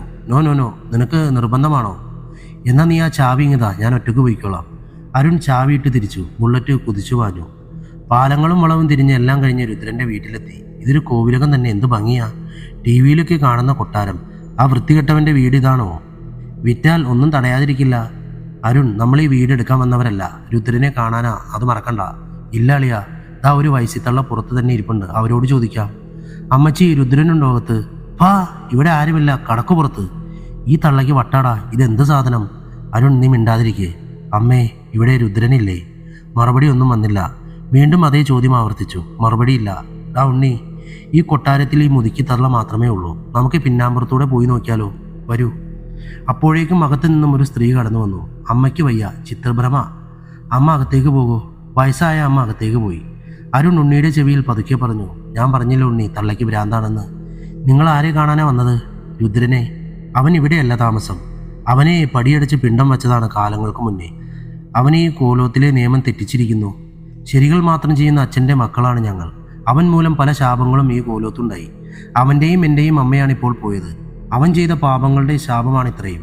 അവനിപ്പോൾ സാത്താനെ സേവിക്കുന്ന മാന്ത്രികനാണെന്ന് കേട്ടു. ഇവിടെ അവനെ അന്വേഷിച്ചിട്ട് ഒരു കാര്യവുമില്ല. അവൻ എവിടെയാണെന്ന് പോലും ഞങ്ങൾക്കറിയില്ല. ഇത്രയും പറഞ്ഞ ആ സ്ത്രീ അകത്തേക്ക് പോയി. അരുണെ, ഇനി എങ്ങനെ കണ്ടുപിടിക്കും? ആകെ ഉണ്ടായ പ്രതീക്ഷയും കെടാൻ പോകുന്നു. നീ സമാധാനിക്ക്. പരിഹാരമില്ലാത്ത ഒന്നും തന്നെ ഈ ലോകത്തില്ല എന്നല്ലേ? എന്നാലും ബൈക്ക് സ്റ്റാർട്ടാക്കി വണ്ടി മുന്നോട്ടെടുത്തു. അവിടെ ഗേറ്റിന്റെ സൈഡിലേക്ക് മറഞ്ഞിരിക്കുന്ന ഒരാൾ വണ്ടി നിർത്തി ഉണ്ണി അടുത്തേക്ക് പോയി. പിറകിൽ നിന്നും അയാളെ കൈകൊണ്ട് വിളിച്ചു. പേടിച്ചു വിറച്ച പോലെ നിൽക്കുന്ന ഒരാൾ, എന്താ ഇവിടെ ചെയ്യുന്നേ? ഒന്നുമില്ല സാറേ, ഞാനിവിടെ സെടിസെട്ടിക്ക് വന്ന് മണ്ണ് നിറക്കരുത് വന്നേ. നീ ഏതാ? ഞാനിങ്ക വേല ചെയ്യണേ തോട്ടക്കാരന്. ഡാ ഉണ്ണി, ഏതാ ഈ തമിഴൻ? ഒരു കള്ള ലക്ഷണം. സാർ ഞാൻ വന്ന അങ്ക സേലം, എനിക്ക് മലയാളം പേസി തെറിയാതെ. ആണാ, കേട്ടാ പുരിയും. ഡാ അണ്ണാച്ചി, നീ എന്തിനാ ഞങ്ങളെ കണ്ടപ്പോൾ ഒളിച്ചു നിന്നേ? അണ്ണാ, നീങ്ക പേസത് ഞാൻ പാത്തേ. രുദ്രണ്ണാവെ നീങ്ക കേട്ടില്ലയാ? ആണാ, രുദ്രണ്ണാവോടെ പേര് കേൾക്കുന്നതേ എനിക്ക് ഭയമാവരുത്. ഏനാ, ഞാൻ അയാളെ പാത്തേ. ചുടുവനത്തിൽ കനകാംബരിയുടെ രക്തത്തെ രുദ്രണ്ണൻ. എന്താ നീ കണ്ടത്? ആരാ കനകാംബരി? എൻ്റെ കൂടപ്പിറപ്പ് പോലെ ഇങ്ക വേല ചെയ്ത പാവം പെൺകിളി. അവളെ രുദ്രൻ സാവ് മുടിച്ചേ. ഏനത് പാത്തേൻ. ആണാ, പോലീസ് ഏമാനോട് പേசுறதுக்கு ധൈര്യം പത്താത്. നീങ്ക പോലീസാ? നമ്മ പോലീസും അല്ല പട്ടാളവും അല്ല. ഡോ താൻ പറ, നീങ്ക പോലീസെന്ന് നനച്ചാൽ ഞാൻ മറഞ്ഞിരുന്നേ. അപ്പോൾ അതാണ് കാര്യം. ഡാ ഉണ്ണി, എന്തുവാടാ ഇയാൾ പറഞ്ഞതൊക്കെ? അണ്ണാച്ചി എന്നാ ബൈ ബൈ. അരുൺ, ചാവിതാ, വണ്ടി ഞാനെടുക്കാം. ചാവി തിരിച്ചതും വണ്ടി ചീറിപ്പാഞ്ഞു. ഓടിക്കൊണ്ടിരിക്കുന്ന വണ്ടിയിൽ നിന്നും ഉണ്ണി അയാൾ പറഞ്ഞ കാര്യങ്ങളൊക്കെ അരുണിന് മനസ്സിലാക്കി കൊടുത്തു. നേരം സന്ധ്യയാകാറായി. സന്ധ്യയ്ക്ക് മുമ്പ് അവിടെ എത്തണം. ചുടുവനം. അയ്യോ, അവിടേക്കാണോ? പേര് പോലെ തന്നെ ആ സ്ഥലവും. പകല് പോലും പോകാൻ മടിക്കുന്നിടത്തേക്കാണോ ഈ സന്ധ്യ നേരത്തെ അങ്ങോട്ട്? നിനക്കറിയോ അരുൺ ആ സ്ഥലം? നാട്ടിലെ ആർക്കാ അറിയാത്തതുള്ളത്? ആത്മാക്കളുടെ വനം എന്നറിയപ്പെടുന്ന ചുടുവനമല്ലേ? അവിടേക്ക് ഇനിയും ഒരുപാട് കിലോമീറ്റർ ഉണ്ട്. ഉണ്ണി, ഇന്നിനി പോണോ? വേണം, ഇന്നത്തോടെ എല്ലാം അവസാനിപ്പിക്കണം. ഒടുവിൽ നമ്മുടെ അവസാനമാകാതിരുന്ന ഭാഗ്യം. വണ്ടി ചീറിപ്പാഞ്ഞു. പല വീടുകളും കടകളും കടന്നുപോയി. വണ്ടി മുൻപോട്ട് പോകുന്തോറും ഒറ്റപ്പെട്ട വിജനമായ സ്ഥലങ്ങൾ. ഇനിയും 2 കിലോമീറ്റർ ബാക്കി. വണ്ടി മുൻപോട്ട് കുതിച്ചു. നിശ്ചലമായ സ്ഥലം. ബുള്ളറ്റിന്റെ ശബ്ദം മാത്രമെങ്ങും. ചീറിപ്പാഞ്ഞുകൊണ്ടിരുന്ന ബുള്ളറ്റിന് ലക്ഷ്യത്തെത്താൻ സമയമായി. കാടുകളിൽ വള്ളികളാൽ പടർന്നിരിക്കുന്നു. ഇരുട്ടിനെ പോലും മറന്നുണ്ണി ബൈക്ക് നിർത്തി. ഇതാണ് ആ ചുടുവനം, പ്രേതാത്മാക്കളുടെ കുന്ന്. ബൈക്ക് സൈഡിലാക്കി ഒതുക്കി ലക്ഷ്യത്തിലേക്കുള്ള യാത്ര ആരംഭിച്ചു. ഉണ്ണി, എനിക്കെന്തോ പേടി പോലെ. നീ മിണ്ടാതെ വാടോ, പോയി നോക്കാം. കാടുകളാൽ പൊതിഞ്ഞ പൊളിഞ്ഞൊരു കെട്ടിടം. കാലങ്ങൾ പഴക്കം തോന്നുന്ന ചുമരുകൾ ഇടിഞ്ഞു പൊളിഞ്ഞു വീഴാറായിരിക്കുന്നു. മൊബൈൽ ടോർച്ച് അടിച്ച് 2 പേരും മുൻപോട്ട് നടന്നു. എങ്ങും ഇരുട്ടിന്റെ കരച്ചിൽ, ജീർണിച്ച ശവങ്ങളുടെ ഗന്ധം. അരുൺ മൂക്ക് പൊത്തിപ്പിടിച്ചു. ഛർദിക്കാൻ വരും പോലെ. എന്തോ ഒന്ന് പിറകിൽ തട്ടുന്ന പോലെ. പിന്തിരിഞ്ഞു നോക്കിയതും അരുൺ ഒച്ച വെച്ച് ഉണ്ണിയുടെ അടുത്തേക്ക് ഓടി. ഉണ്ണി! ഒരു കൂട്ടം ശവങ്ങൾ മരച്ചില്ലയിൽ ആടിയുലയുന്നു. കാലുകൾ കെട്ടിത്തൂക്കി, തല താഴേക്കായി, മുടികൾ താഴെ വീണ് കിടക്കും പോലെ. പേടിപ്പെടുത്തുന്ന കാഴ്ച. ഞാൻ നിന്നോട് പറഞ്ഞതല്ലേ അരുൺ, ഇതൊരു ആത്മാവിൻ വനമാണെന്ന്. വനദേവത പോലും ഈ കാഴ്ചകളിൽ നിന്നും പേടിച്ചൊളിച്ചിരിക്കും. നീ പേടിക്കാതെ, ഇതൊക്കെ രുദ്രൻ കെട്ടിത്തൂക്കിയ ആത്മാക്കളാണ്. പകൽ സമയങ്ങളിൽ പ്രത്യക്ഷപ്പെടാതെ രാത്രികാലങ്ങളിൽ മാത്രം കാണുന്ന ശവങ്ങൾ. നമുക്ക് രുദ്രനെ കണ്ടുപിടിക്കണ്ടേ? അപ്പോൾ ഈ വക തടസ്സങ്ങളൊക്കെ ഉണ്ടാവും. എന്നാൽ ഈ ആത്മാക്കളൊന്നും നമ്മളെ ഒന്നും തന്നെ ചെയ്യില്ല. അവർ വീണ്ടും നടന്നു. അരുൺ അവൻ്റെ കൈ ഉണ്ണിയുടെ കൈയോട് ചേർത്തു. ആരോ കരയുന്ന ശബ്ദം. മരത്തിന്റെ അടിയിലായി ഒരു സ്ത്രീ ഇരുന്ന് കരയുന്നു. കാൽമുട്ടുകളിൽ മുഖമമർത്തി കൈകൾ കെട്ടി മുടികൾ താഴേക്ക് വീണിട്ടുണ്ട്. അവൾ കരയുകയാണ്, തേങ്ങി. എന്നാൽ അവൾ നഗ്നയായിരുന്നു. വല്ലാത്തൊരു കാഴ്ച. പേടിയുണ്ടെങ്കിലും ഉണ്ണി അത് കാണിക്കാതെ അവളുടെ അടുത്തേക്ക് ചെന്നു. കുട്ടി! അവൾ മുഖമുയർത്തിയതും അവർ സ്തംഭിച്ചു നിന്നു. കണ്ണുകൾ തോണ്ടിയെടുക്കപ്പെട്ട സ്ഥിതിയിലായിരുന്നു അവൾ. വായിൽ നിന്നും ചോര ഒലിക്കുന്നുണ്ടായിരുന്നു. വിരലുകൾ അറ്റുപോയ അവളുടെ കൈകളിൽ നിന്നും രക്തങ്ങൾ വീണുകൊണ്ടേയിരിക്കുന്നു. അയ്യോ! അരുൺ ഉറക്കെ വിളിച്ചു. എന്നാൽ ആ സ്ത്രീ അവരെ ഒന്നും ചെയ്തില്ല. അവൾ മിന്നി മറഞ്ഞു. അരുണ്ടാ, അവൾ പോയി. അവൾ ശ്യാമയെപ്പോലെ ബലിയാടായ പെണ്ണാണ്. അവരൊന്നും നമ്മളെ ഒന്നും ചെയ്യില്ല, നീ പേടിക്കാതെ. അരുൺ പൂർവ്വസ്ഥിതിയിൽ മടങ്ങി വന്നു. ഉണ്ണി, ഇത് തീക്കളിയാട്ടോ. നീ വാ, ആ കെട്ടിടത്തോട്ട് പോയി നോക്കാം. അവിടെയായിരിക്കും രുദ്രന്റെ താവളം. അവരവിടേക്ക് നടന്നു. ചുവന്ന പട്ടുകളിൽ പല ചാത്താന്മാരെ രൂപങ്ങൾ കെട്ടിത്തൂക്കിയിട്ടുണ്ട്. അകത്തു നിന്നുള്ള ശബ്ദം. ഓ ചാത്ത, ഇന്നത്തെ രക്തമിതാ, നിന്റെ ദാഹം തീർത്തുകൊള്ളുക. ഉണ്ണി, രുദ്രന്റെ ശബ്ദം. അതവൻ തന്നെ. ചാത്തന് രക്തജ്യൂസ് കൊടുക്കുകയാണെന്നാ തോന്നുന്നത്. അവർ ശബ്ദമുണ്ടാക്കാതെ പടികൾ കയറി. താഴെ മൊത്തത്തിൽ നെയ്യഭിഷേകം നടത്തിയ പ്രീതി. കാലിൻ്റെ അടിയിൽ ഒട്ടിപ്പിടിക്കുന്ന നെയ്യ്, വഴുവഴുപ്പ് പോലെ. അരുണെ, ശ്രദ്ധിച്ച് നടക്കണം കേട്ടോ. താഴെ മുഴുവനും ഓയിലാണ്. തെന്നി വീണാൽ കാലൊടിയും. ഇത്രയൊക്കെ റിസ്ക് എടുത്ത് ഇവൻ ഇതെവിടേക്ക് എന്നെ വലിച്ചുകൊണ്ടു പോണത്? എൻ്റെ ഈശ്വര! മെല്ലെ അവർ നടന്നു. രുദ്രന്റെ ശബ്ദം അടുത്തടുത്തായി വന്നു. രുദ്രൻ സംസാരിക്കുകയാണ്, പുക നിറഞ്ഞൊരു രൂപത്തോട്. ഹോമാഗ്നിയിൽ കത്തിജ്വലിക്കുന്ന തീ. ചുവന്ന പട്ടിൽ കോർത്തിണക്കിയ ഒരു കൂട്ടം അസ്ഥിക്കൂടങ്ങൾ. ഉണ്ണി, കാലും കൈയും വിറച്ചിട്ട് വയ്യ. അവർ തൊട്ടടുത്തുള്ള ഒരു ഹാളിലേക്ക് ചെന്ന് കയറി. അവിടെ നിറയെ ജീർണിച്ച അവശിഷ്ടങ്ങൾ. പുഴുവും പാറ്റയും പൊതിഞ്ഞിരിക്കുന്ന അവശിഷ്ടം. ജീർണിച്ച മാംസങ്ങൾ ഇളകി വീഴുന്നുണ്ട്. മഞ്ഞയും ചുവപ്പും കലർന്ന ജീർണിച്ച വെള്ളം ഒഴുകുന്നു. വല്ലാത്തൊരു ഗന്ധം. കാണുമ്പോൾ തന്നെ അറപ്പ് തോന്നിക്കുന്ന കാഴ്ച. ഉണ്ണിയും അരുണും മാറി നിന്ന് ഛർദ്ദിച്ചു. ഉണ്ണി, തിരിച്ചു പോകാം. ഒന്നുമില്ല, നീ എൻ്റെ പിറകിലായി നടന്നോളൂ. അവർ മെല്ലെ വീണ്ടും നടന്നു. ശ്യാമയുടെ ശരീരം ഇവിടെ എവിടെയോ ഐസ് പെട്ടിയിൽ സൂക്ഷിച്ചിട്ടുണ്ട്. അത് കണ്ടുപിടിക്കണം, അത് കത്തിക്കണം. എന്നാൽ മാത്രമേ ശ്യാമയ്ക്ക് മോക്ഷം കിട്ടുകയുള്ളൂ. രുദ്രനെ അവൾക്ക് വധിക്കാൻ കഴിയുള്ളൂ. അവൻ മനസ്സിലോർത്തു. പിന്നീട് ഒരു മുറി കടന്നു, പുറത്തേക്കുള്ള വഴി. അവർ അതിലൂടെ പുറത്തു കടന്നു. പിന്നാമ്പുറത്തൂടെ രുദ്രനുള്ള മുറിയിലേക്ക് കടക്കാനെന്ന വണ്ണം. ഏയ് സാറേ! പിന്നിൽ നിന്നും ആരോ ഒരാൾ. ഡാ ഉണ്ണി, ദേ അവൻ, അണ്ണാച്ചി. രുദ്രന്റെ താവളം കാണിച്ചു തന്ന അവന്റെ വീടിന്റെ ഗേറ്റിൽ മറഞ്ഞു നിന്ന ആ തമിഴൻ. ഇയാളെന്താ ഇവിടെ? ഏയ് എന്താ ഇവിടെ? സാറ് പോയതുക്ക് പിന്നാലെ നാം വന്നേ. അതിന് ഞങ്ങളുടെ വണ്ടിയുടെ പിറകെ ആരും ഉണ്ടായിരുന്നില്ലല്ലോ. സാർ എന്നെ പാക്കില്ലയാ? അനെ സാറിനെ ഞാൻ പാത്തേ. ഡാ ഉണ്ണി, ഞാൻ പറഞ്ഞില്ലേ ഇയാൾക്കെന്തോ കള്ള ലക്ഷണമാണെന്ന്. ആമാ, ഞാൻ കള്ളന്താ. അയാൾ ഉറക്കെ ചിരിച്ചു. പൊടുന്നനെ അവന്റെ രൂപം മാറാൻ തുടങ്ങി. ഞാൻ രുദ്രൻ. നിങ്ങളെ ഞാൻ എൻ്റെ കാൽച്ചുവട്ടിൽ കൊണ്ടുവന്നിരിക്കുന്നു. അയാൾ അട്ടഹസിച്ചു. ഇനി നമ്മൾ പെട്ടു. ഇനി ഇയാൾ എങ്ങനെ വേണേലും നമ്മളെ കൊല്ലട്ടെ. മുട്ടുകാൽ വിറയലോടെ അരുൺ പറഞ്ഞു. പാലായന പ്രവേശനം നടത്താൻ കഴിവുള്ള ലോകത്തെ ഒരേ ഒരാൾ, ഞാൻ രുദ്രൻ. ഒന്ന് മയത്തിൽ തള്ളൻ്റെ സ്വാമി. രുദ്രൻ തൻ്റെ കയ്യിലുള്ള വടി അങ്ങ് വീശി. അരുണും ഉണ്ണിയും തെറിച്ചു വീണു. ഉണ്ണി പിടഞ്ഞെഴുന്നേറ്റു. അരുൺ, അരുൺ, നീ എവിടെയാണ്? ടോർച്ചിന്റെ വെളിച്ചമുണ്ടായതിനാൽ കയ്യിലെ മൊബൈൽ തെറിച്ചു വീണെടുത്ത് നിന്നും എടുത്തു. അരുൺ, നീ എവിടെയാണ്? ഉണ്ണി അരുണിനെ തിരഞ്ഞു. അവനെ കണ്ടുകിട്ടിയില്ല.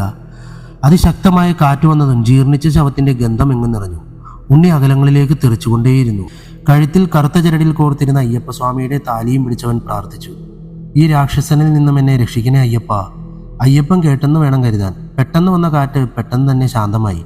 അവൻ മെല്ലെ എഴുന്നേച്ചു. വേച്ചു വെച്ച് നടന്നു. വീഴ്ചയിൽ അവിടെ ഇവിടേക്കായി മുള്ളുകൾ കൊണ്ട് മുറിഞ്ഞിട്ടുണ്ട്. താഴെ നിറയെ ഉണങ്ങിയ ഇലകളും കമ്പുകളും കിടക്കുന്നു. അതിലേക്ക് പാദങ്ങൾ വെച്ചവൻ നടന്നു. അരുണിനെ അവൻ എന്തു ചെയ്തു കാണും? അവൻ രുദ്രനുണ്ടായ മുറിയിലേക്ക് നോക്കി. രുദ്രന്റെ കളത്തിൽ കാലുകൾ പടിഞ്ഞിരിക്കുന്നു. എന്തോ ചെയ്യാനൊരുങ്ങും പോലെ. ഉണ്ണി അവിടെങ്ങുമില്ല. രുദ്രൻ എന്തോ തയ്യാറെടുപ്പിലാണ്. അത് മുടക്കണം. ഇന്ന് അമാവാസി. അമാവാസി നാളിലെ കരിനാഗ ചാത്ത. നീ എന്നിൽ വന്നു ചേരൂ. നിന്റെ ശക്തി എന്നിലേക്ക് അർപ്പിക്കൂ. എത്രയും പെട്ടെന്ന് ശ്യാമയുടെ ശരീരമടങ്ങിയ പെട്ടി കണ്ടുപിടിക്കണം.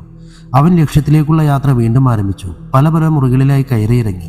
ഇടിഞ്ഞു വീഴാറായ കെട്ടിടത്തിന്റെ മച്ചിന് മുകളിൽ അവൻ പതിയെ പതിയെ അനക്കം മുട്ടും കിടാതെ മെല്ലെ വലിഞ്ഞു കയറി. നിറയെ പെട്ടികൾ, ചുവന്ന തകിടുകളും പട്ടിൽ പൊതിഞ്ഞ ഭസ്മങ്ങളും. ആദ്യം കണ്ട പെട്ടിയിലെ തകിടുകളും ഭസ്മങ്ങളും അവൻ എടുത്തു മാറ്റി. കൂർത്ത കണ്ണ മുന്തിയ പല്ലുകളോടുള്ള സ്ത്രീരൂപം. അവൻ പേടിച്ച് തെറിച്ചുപോയി. അടുത്ത പെട്ടിയിലേക്ക് ലക്ഷ്യം വെച്ചു. നിറയെ പെട്ടികൾ കാണുന്നു. ഇതിലേതാവും? അവൻ ഓരോ പെട്ടിയുടെയും അടുക്കൽ ചെന്നു. ഐസ് കട്ട പിടിച്ചിരിക്കുന്നതിനാൽ ഒന്നിൻ്റെയും മുഖം വ്യക്തമല്ല.